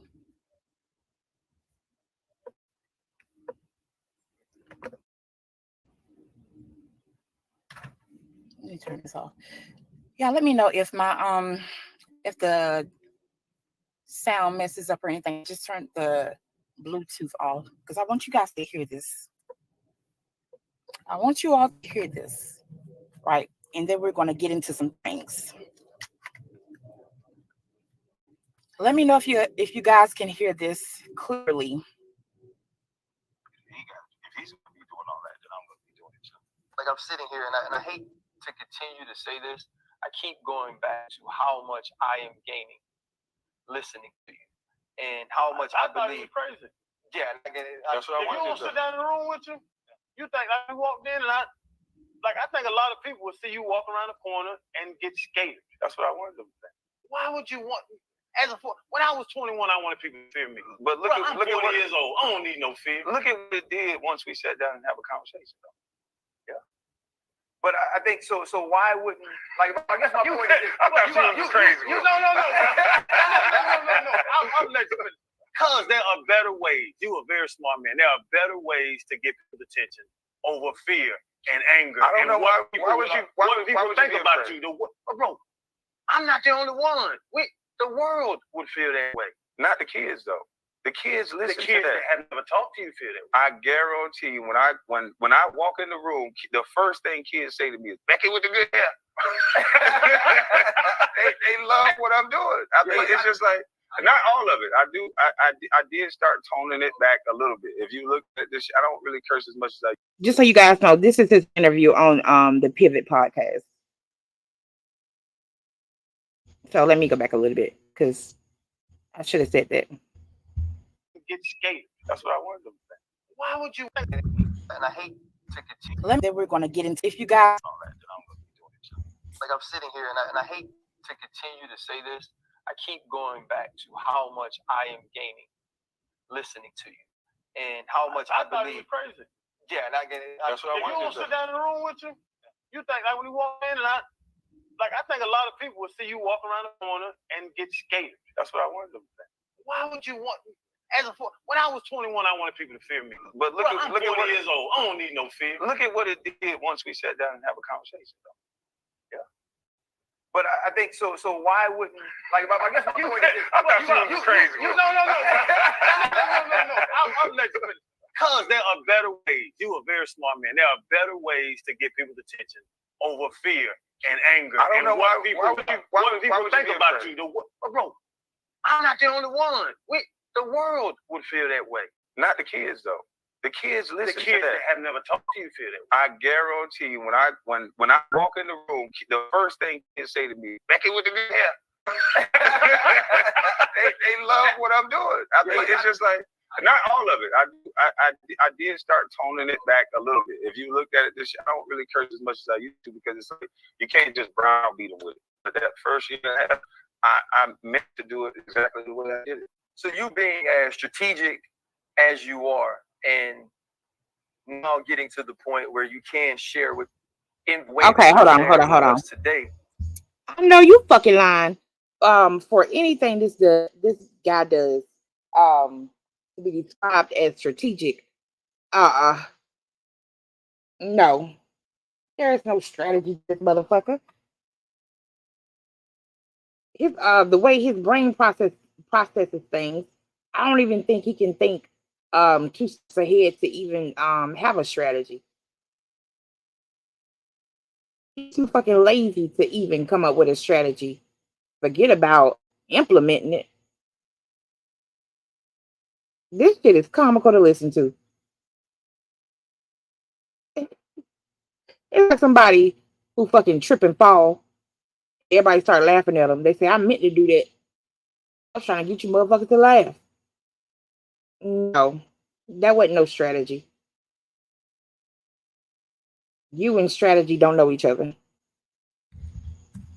As strategic as you are, and now getting to the point where you can share with in the way that you're sharing with us today, why would you go so long without speaking about these things, without telling people of the adversities you would overcome, just to be who you are and where you were at the time? Because okay, and I don't know these guys' names like that, so I can't even like call them by names, but you guys know he was on Pivot Podcast, right?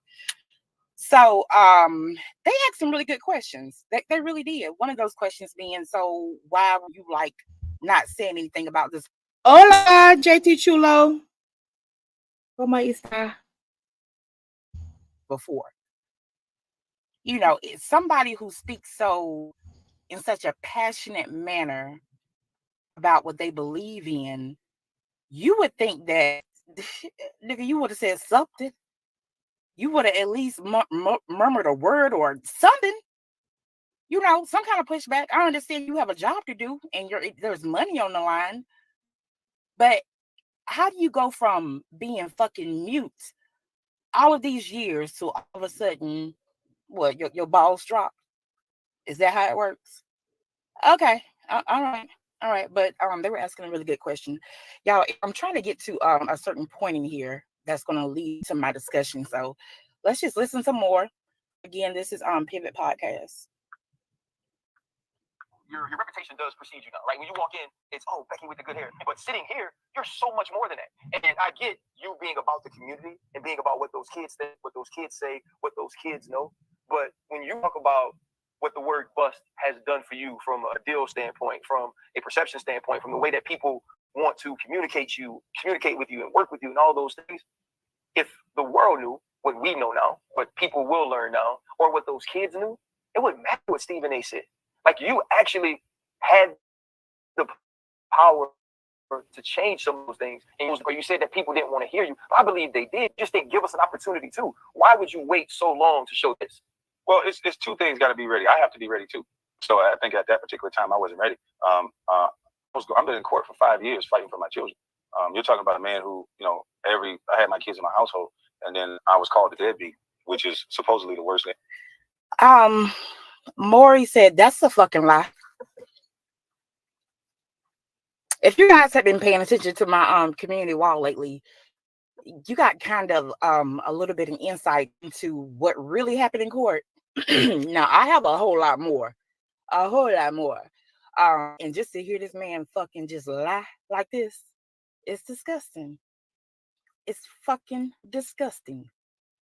Now, if you didn't see the document, I'm going to pull it up in a second once we get finished with this lying motherfucker. But yeah, y'all just pay close attention to this fucking fraud. World. And then, so now I tell men, don't worry about labels. Don't worry about all that when you know who you are. So it kind of stripped me. And so now that I've been stripped, and I'm very humbled by everything that I've gone through. And so now I think Now is the time to just show people you don't got to be a celebrity or a superstar for people to listen to you. They want to go bring out LeBron and all these superstars and bring them to the neighborhood as if that's going to change. What helped me was a small town guy who was at an FCA camp pouring into other children. So if that man could help get me to the #1 draft pick, it's going to take regular people in the community. It's not a celebrity giving out a turkey. And so Wasn't he giving? I realized throughout my journey, Wasn't this niggas giving out turkeys? Oh, okay. things that I know is kind of scary.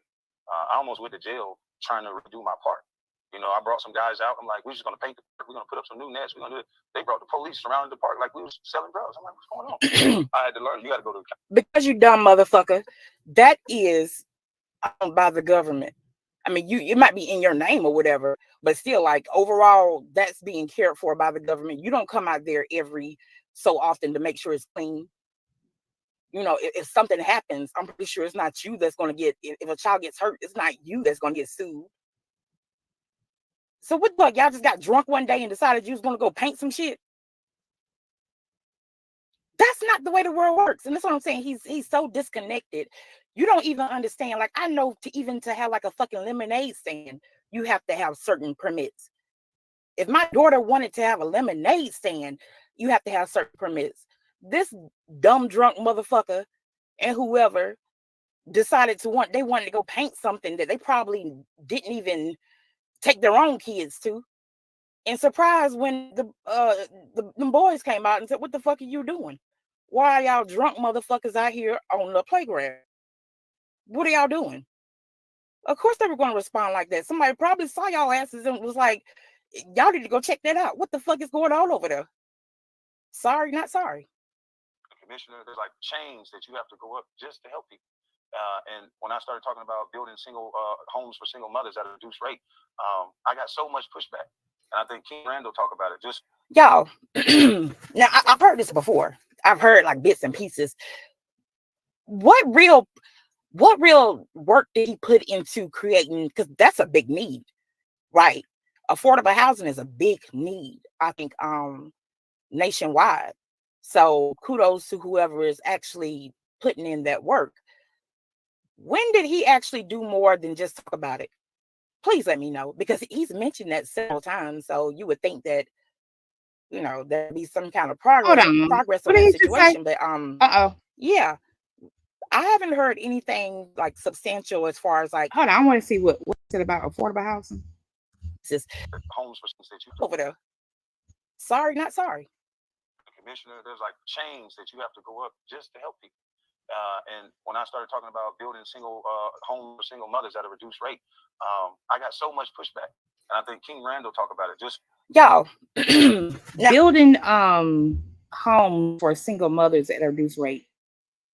That's why y'all, I think that the houses that he's so-called flipping or redoing or whatever. That's why I believe, of course, I'm not sure because I don't know.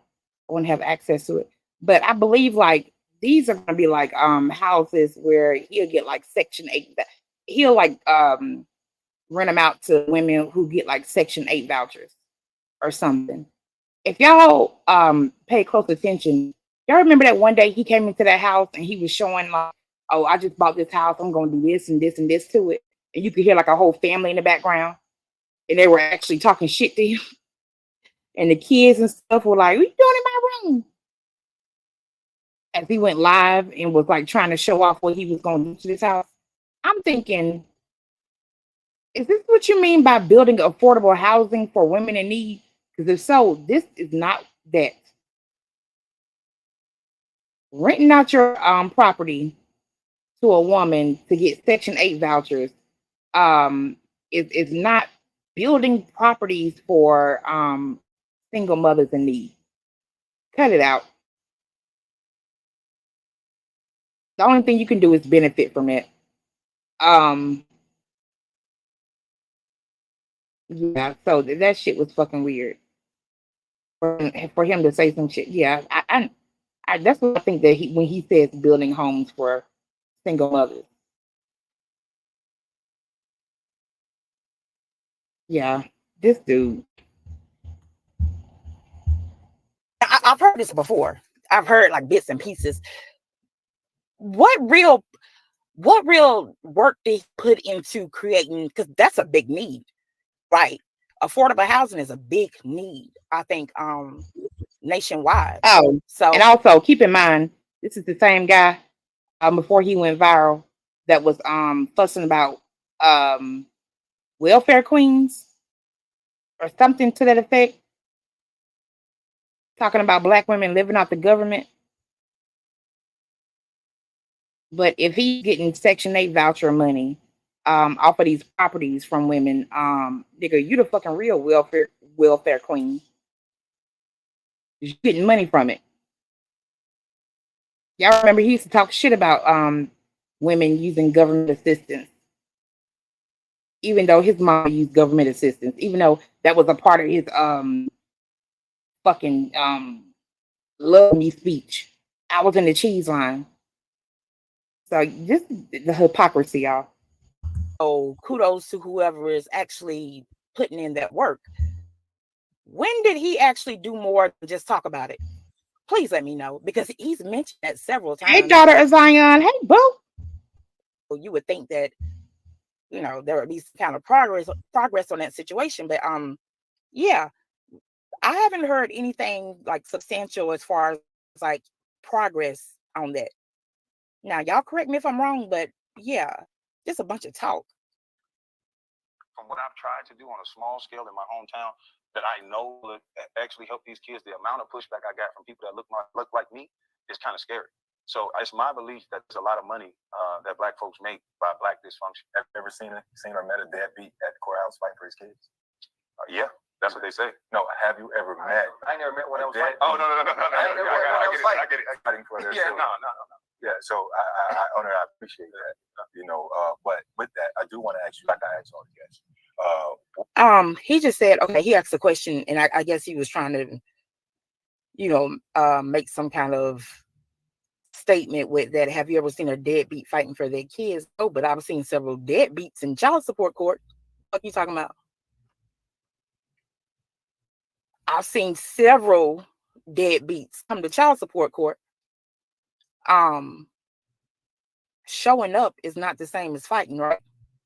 Just so everybody's on the same page. Showing up to court is not the same thing as fighting, right? Okay. To this point, has been your biggest pivot in life? My biggest pivot, like you said, just not caring. Like for a while when I was young, I really cared about making people understand that I'm not this bus and this and that. When I was maybe 25, 26, when I was still young enough to do something about it, I'm 40.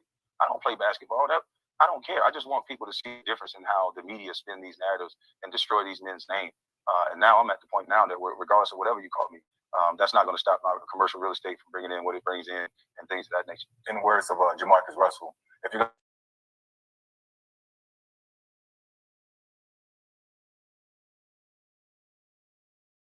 He wants the media to see, or people to see how the media destroys these men. Again, I don't know too much about basketball. I don't follow it closely. But isn't he the one currently right now downing LeBron James' son?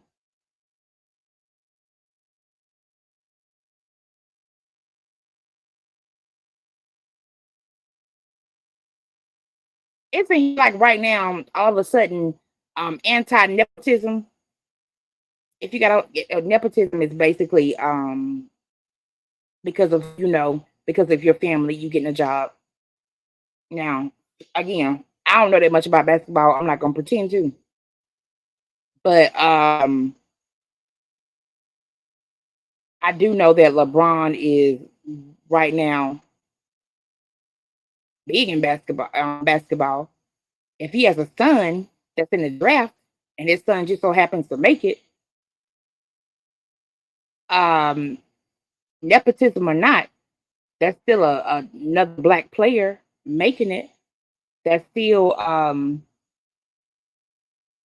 in my opinion, I don't know, a win for black people. Because how many times do white people benefit from nepotism? How many times has white people gotten positions, got promoted? when there was a black person that was equally or more qualified. Isn't it great for this country to see a black father and a black son both be successful and more so on the same fucking team working together? But this dude, he wants to make it a negative. And I think more so than anything, again, I don't know too much about basketball, but I bet you, just based on what I know about him, that shit is based in jealousy and fucking hate and envy. Because when it comes to nepotism with fucking Donald Trump, oh, he won't say shit about that. And we all know Donald Trump, he benefited from his family's wealth. That's how he got it. He was gifted millions. And he fucked it up. I feel like he was gifted millions. He was born into a position of power because of the money. If that ain't nepotism, I don't know what is. But yet and still, he would like sing his praises. So like, hold on. It's okay for this white boy. How about you treat treat Bronny like you do them white boys?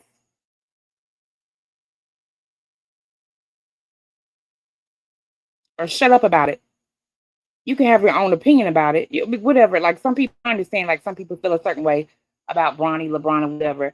But still, they're not on here being a whole fucking hypocrite about it.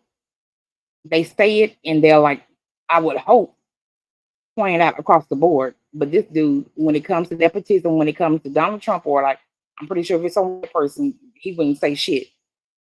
But because of this is involving his career or the career that he had and he failed in, and because he's a fucking hater, oh, he gonna make it known. He gonna make it a big issue. It's not even being genuine and sincere, but just being a fucking hater. Anything that makes him feel good about his feelings in life, he will like stand on a soapbox about. This is why he talks about black mothers or single black mothers, because he got an issue with his black baby mama. This is why he is critical of people in like the whole NBA situation with Bronny, because he fucking failed and he didn't do shit for sure his children that maybe he could have cultivated their gift if they have one in basketball. This is why he fucking, I'm pretty sure he goes to LeBron James, because LeBron is by some considered the GOAT. And he was a fucking whole fucking failure. It all has to do with his failures. All right, let me keep playing.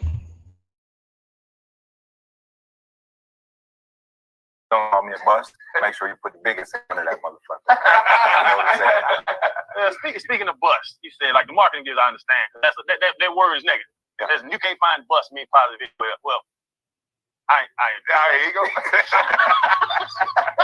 Never mind the other one. You can use bust. That worked for you. Yeah, it worked for me pretty well. But to that point, like, did it hurt because you are the number one pick? Everybody knew you rich. Did bust mess up the women? Was there anybody at the club talking about, oh, that he a bust? Or was all right, that's enough of that. Yeah, he was just basically talking about like how he has overcame, and you know he's 40 years old. He's a man. He's grown. You know, it doesn't matter what people think about him and whatnot. Let me see if I can pull this up.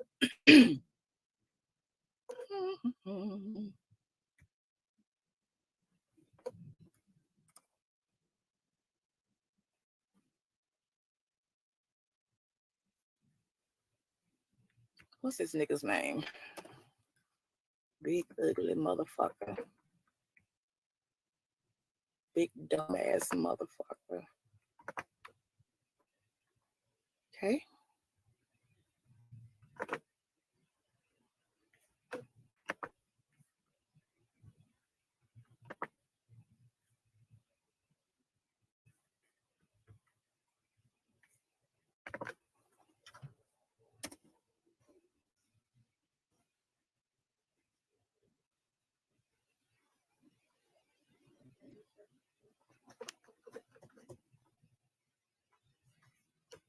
Hold on 1 second, y'all.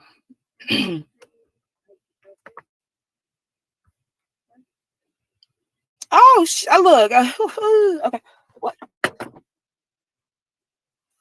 Let me pull this up. Okay, hold on.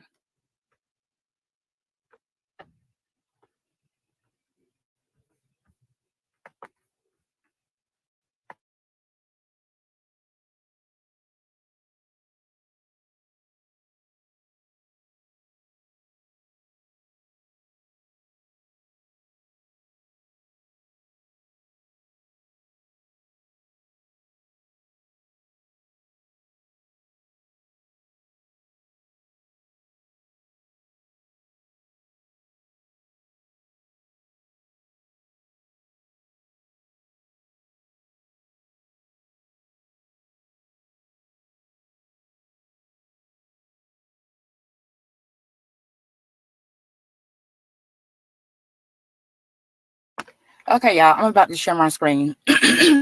As you all know, I have been like one of the first people to like push back on this mess of a man, right? Because I saw what it was earlier on before a lot of people saw it. Excuse me. I was called everything from like a groupie to psychotic to whatever because I was calling out what I saw. I don't like fake motherfuckers. I don't like fake motherfuckers. I think a lot of people saw the fakeness, but maybe they were benefiting from it or whatever, so they didn't call it out. And some people are just, naive. They didn't see it, right? But the same dude who told these people at the Pivot Podcast, I'm this grown man and I've grown and I've learned and I want everybody else to follow my footsteps. I love the children and whatnot. I can't tell. I cannot tell. Hold on. Share screen. Oop. Share screen. Share. Do you guys see this? This is my wonderful, wonderful brother. You see, he's a decorated man in the military. Shout out to him. This was a picture that was first shared by that crackhead, Famous Amos, Armando the Crackhead Black. And he actually showed my nephew, which is scribbled here. At least that big tall deadbeat had at least the decency to scribble my nephew's face out. But yeah, this is my brother. This was done after the Pivot Podcast. Let me make sure y'all. Sorry, y'all. Can y'all see what I'm looking at? Let me know. Yeah. So basically, this nigga love him a white woman, and she just so happened to be white trash. A whole fucking stripper hoe. A Brunswick stripper hoe, y'all. A Brunswick stripper. A fucking Brunswick, and he embarrassed of it. He ashamed of her. And so when it was brought out that he was with this Brunswick stripper, all of a sudden he made it about race, right? So in his fucking pecan head mind, my brother being married to a white woman, which I have said this several times. I've said this several times, especially in discussions about interracial dating. I have said this over and over and over again. This ain't no fucking secret. I love my sister-in-law. I love her. But yeah, he called himself, but because I'm pushing back on him, this is what he does. Got my whole brother's name up here and everything, y'all. My brother, who fought for our country, retired, successful. His wife, and which at one point in time was my nephew. So yeah. But let's read this. Brown-skinned, that's not how you spell my name. Brown-skinned lady 81. Girl, I bet you never get invited to family reunion with the way you hate white people. You said any black man that would date a white woman is a weak coward Is that the way you feel about your brother? I never said that. I never fucking said that. You's a liar. Like always. Like, what's up with this dude? He loves lying on black women. Nigga, you love like what's wrong with you and black women? See, I knew it was something, and like you just showing your hand. You're making it more and more evident every fucking day. Your disdain for black women. You need help, nigga. How do you feel about your nephew? I love him so much. Lady, you're sick. Stop projecting your hatred for your family onto everyone else, you hypocrite. If I don't get this dumb nigga and tell him to go on somewhere, this dumb broke nigga, this dumb weak nigga who feels like somebody finally on YouTube amongst regular people, if you don't sit your dumb ass down somewhere, you claim that white stripper hoe is what you can do. Because this white lady right here, she is a class act. She is successful. She's an asset to the community without showing her ass to the community. So there's a big difference. You got trash. Don't be mad at me because you got trash. Not be mad at me because you chose trash. Okay? Do not be mad at me because you. Hey, all that remains. Hey, boo. Chose fucking trash. Julie is trash. Julie sits on dicks for dollars. That's what you chose.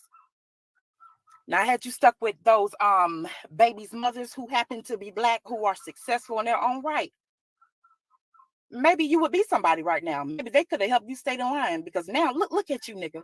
You are down here at the bottom of the fucking barrel with regular fucking people on Pivot Podcast, still lying about who you are. Now let's get to the whole child thing, right? Because you had to say the children, right? You saving the children. And what you doing? Saving the children. Let me pull my other receipts. Let me pull up these receipts. You fucking dummy. Look. Look.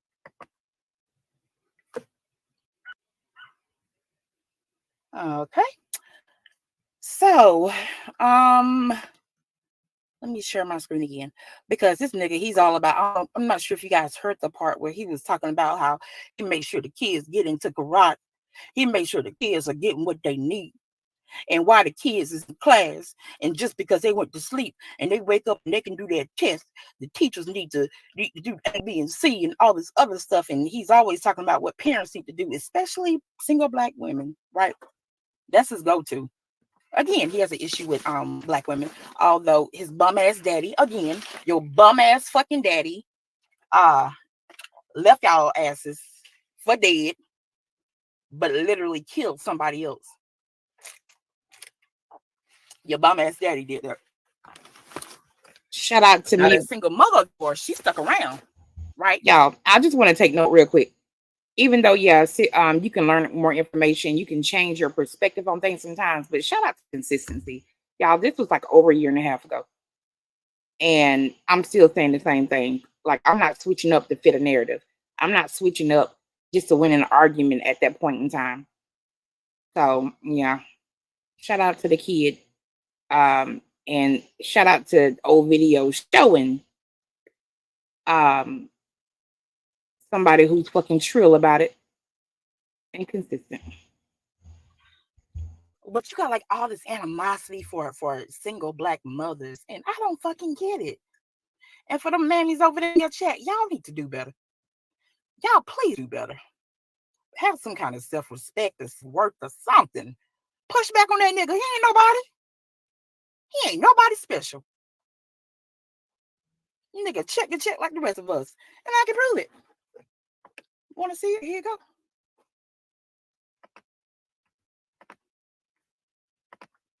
Of course, checking you, boo. All right, you guys. This is a post that from 3 days ago that I put up. Now, keep in mind, I've had this like yeah, I've had this for quite some time.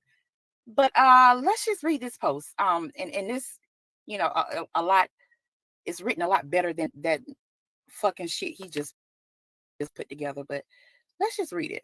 All right, imagine being an NBA player turned fake woke YouTuber and failing at both. This man who earned millions of dollars had the dusty audacity to offer to pay $374.43 monthly for 2 children. If you don't wake up and find someone else to follow, this ain't it.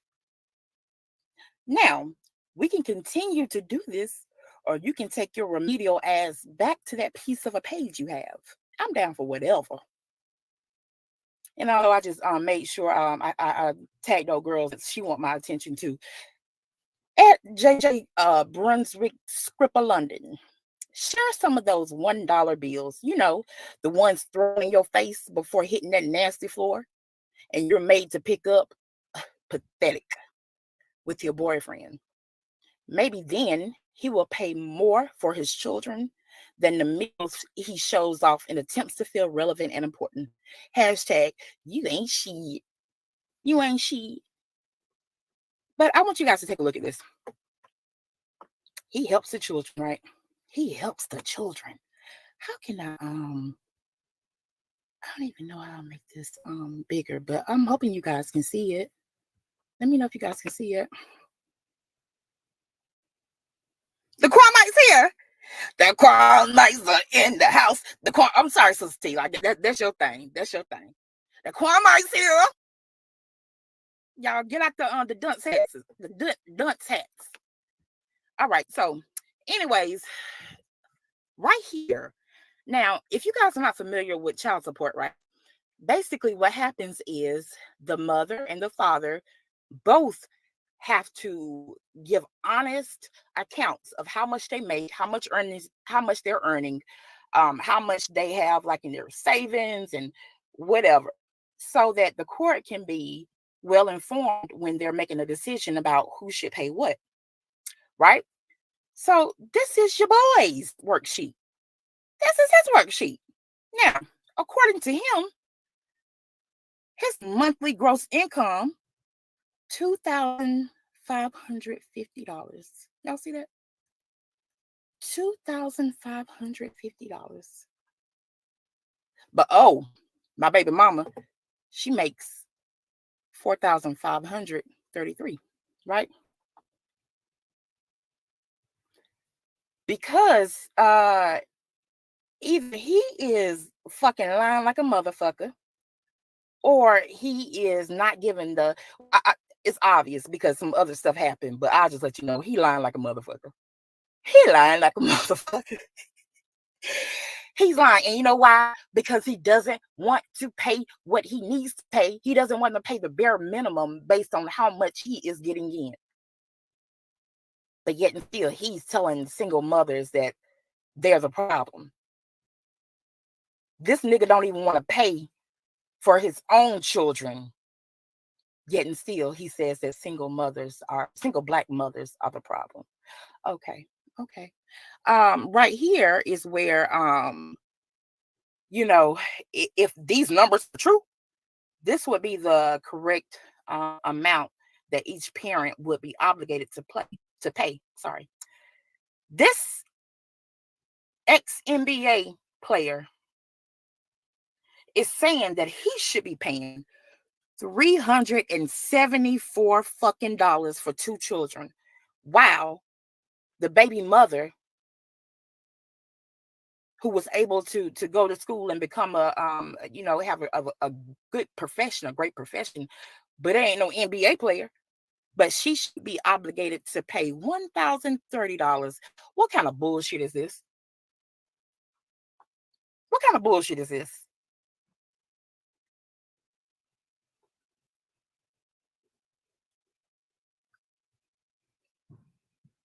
What kind of man shit is this?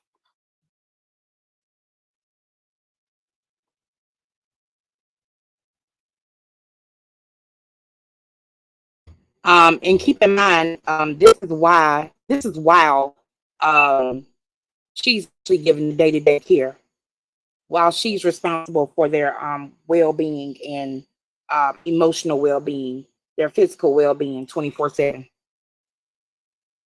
So yeah, just a piece of shit. See, now this is the reason why. This is the reason why I have. Oh, sorry. Hey, Hassan Tahir Show. Hey, boo. I hope you're well.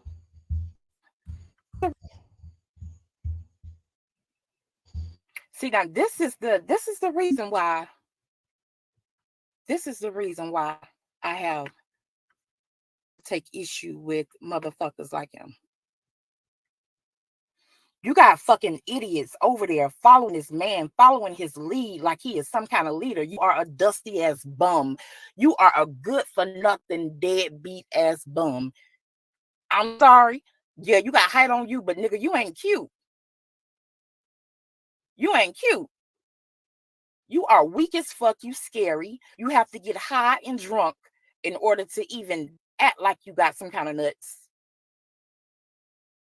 You a whole ass weak ass fuck ass bum. And let me see, honey, because look. Just in case you guys do want to contribute, I'm not gonna say no to my money. How the hell I put my banner up? I don't know how to put my banner up. But anyways, hopefully my mods will be able to do that. But it's a whole fucking fuck ass bum. The man that you put up on your community wall, that's a hell of a nigga. That's a hell of a nigga. Because that man raised now 2 grown children on his fucking own. Shout out to my brother. I love him so much. Shout out to my brother. He raised 2 children on his own before he even got married. A hell of a nigga. And his children love him still. Unlike you, nigga. Did you tell your kids, oh, y'all, I'm done with y'all. I'm washing my hands of y'all. Oh, fuck, nigga. Ain't good for shit, nigga. See, this ain't about projecting. This ain't about projecting because I don't surround myself and I don't open my legs up to bum ass niggas like you. This ain't about projecting. I don't deal with that. But I see it. I know how a lot of wonderful black women are single black mothers and they didn't plan on their lives being like that, but they go above and beyond their children. Yeah, there's ain't shit women. But I'm telling you what, there's a lot more wonderful black mothers who go above and beyond to make sure that their children are cared for when the ain't shit niggas walk out. When the ain't shit niggas don't want to pay their part. The truth hurts. This nigga didn't even want to get a guardian ad litem. I'm not sure if you guys are familiar with the guardian ad litem, but hold on. Oh no. Oh no.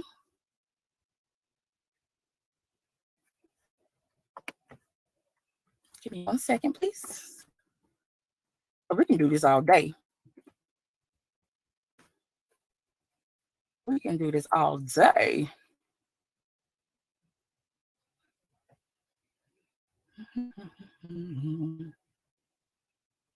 Oh, here it is.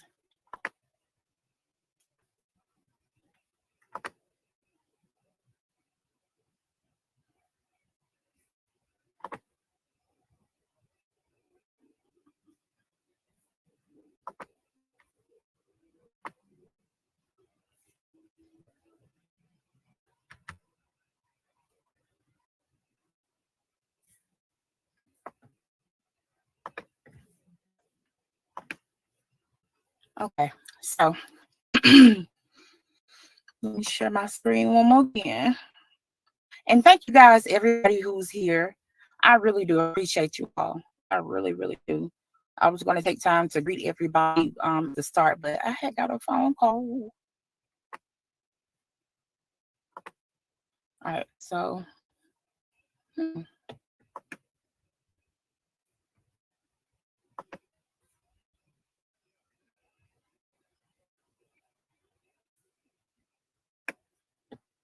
I'll just share this. Make sure.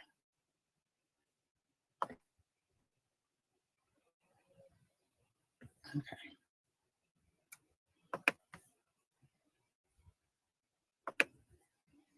All right. So I'm not sure if you guys can see this well or not, but this right here is what you call a contempt of court.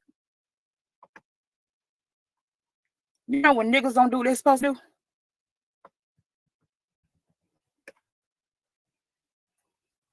Like I was saying before, a guardian ad litem is basically an attorney for children. A lot of times when it comes to like custody in court, you guys I'm pretty sure you guys can imagine things can get really, really messy between two parents. In order to make sure that children are not being coached or, made to feel some type of way or made to, say things that somebody has told them to say, they're not being led to say anything. We have guardian ad litems to represent the children.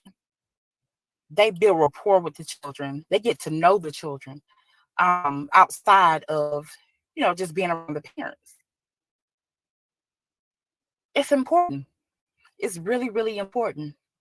It gives the kids a voice in court because you don't always want kids to be exposed to everything that goes on in litigation, right?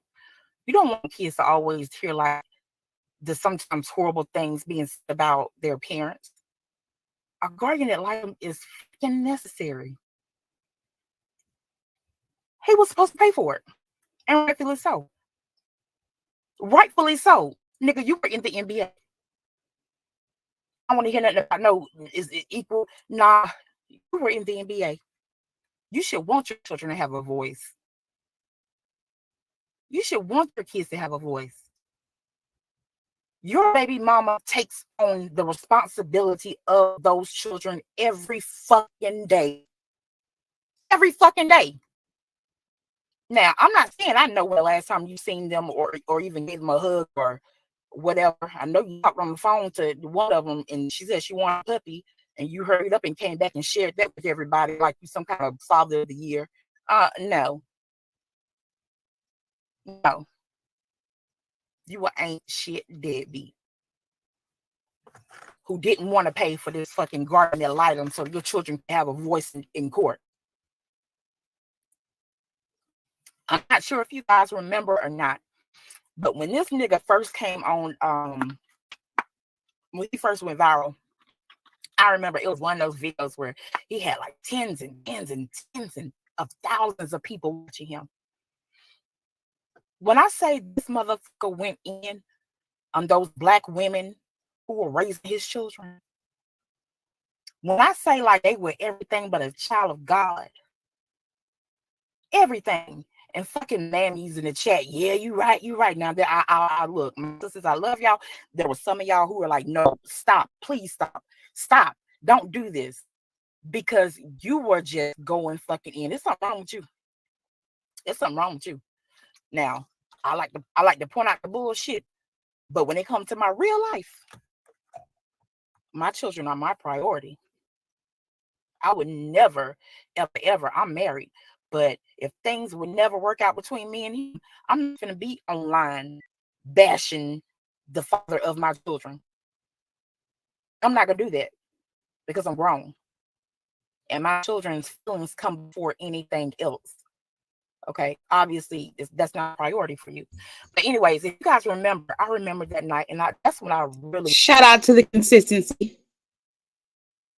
I said it back then. And I say it today. Nope.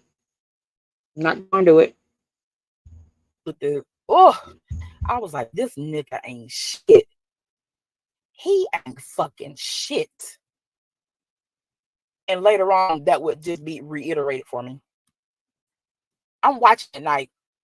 This nigga talking about how he was fucking one of the baby mamas on the porch, quietly tearing her ass up. Oh, before then, he got mad because he said that the police sent to his house to kill him or something. Fucking victim ass nigga. The police came out there to do their job. Tell the truth. The police came out to do their fucking job, and you didn't like it. He was so mad that he went on to talk about how he fucked this lady on the porch, the mother of his children on the porch, quietly tearing her ass up. This nigga went on to say, son, I'm sorry to tell you this, but at one point in time, your mama thought somebody else was your daddy. I'm sorry to tell you like this. In front of tens of thousands of fucking strangers. Nigga, you ain't shit. You ain't shit.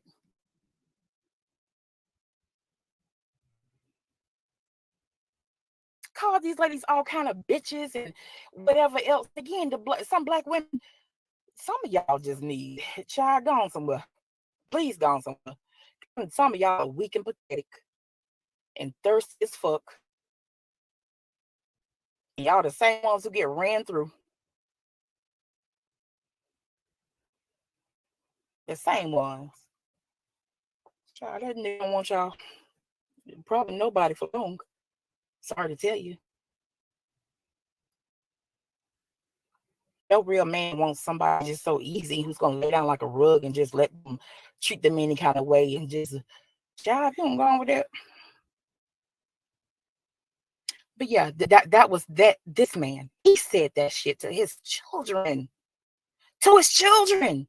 If you guys go back and look at his Facebook posts before, he used to, oh my God, y'all, when he came to YouTube, this was a completely different person, but it don't take long before the truth starts to come out. Eventually the real him seeped in, and we saw little bits and pieces and we saw what this nigga really was. But look, a person like me, I peeped it early.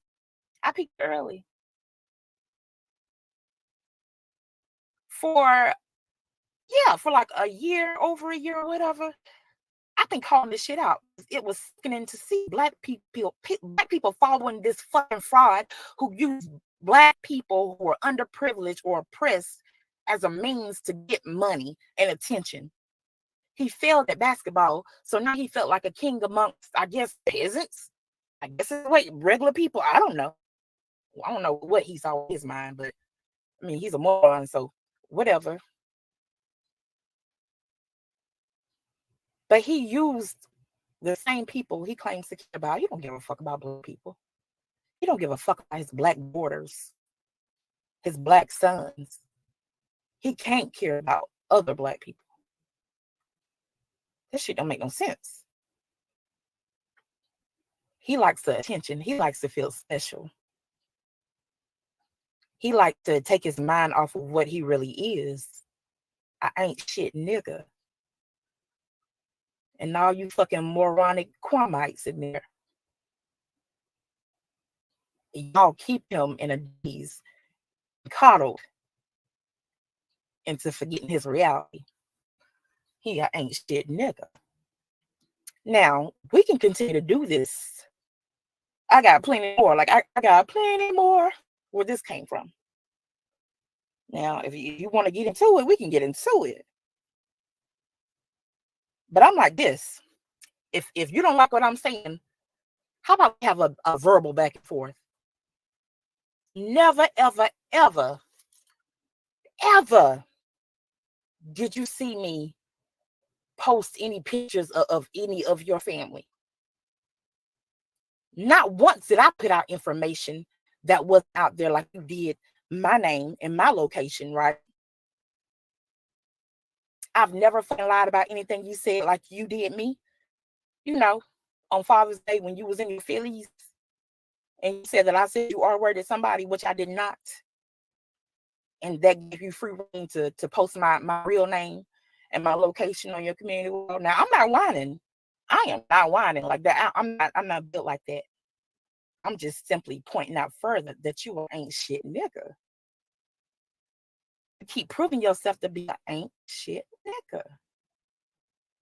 So I look forward to pointing out that you were ain't shit nigger. We're gonna continue to do this. Okay? All right. All right, y'all. I might be back later on. Bye.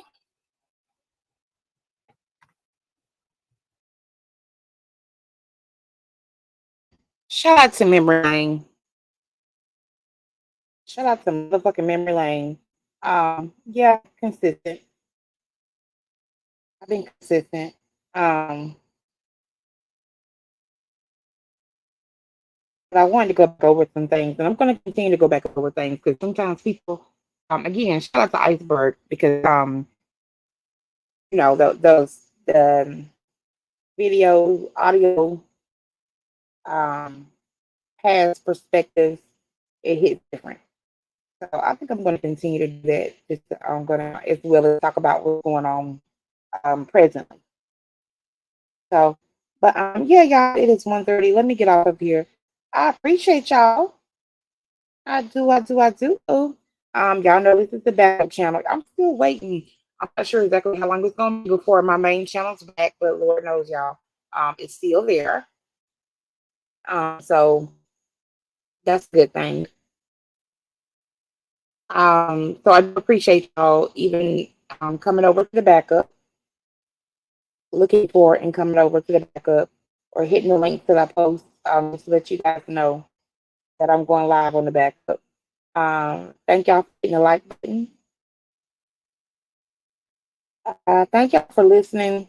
Thank you for your input, comments, and I hope y'all have a good night, a great night, and an even better tomorrow.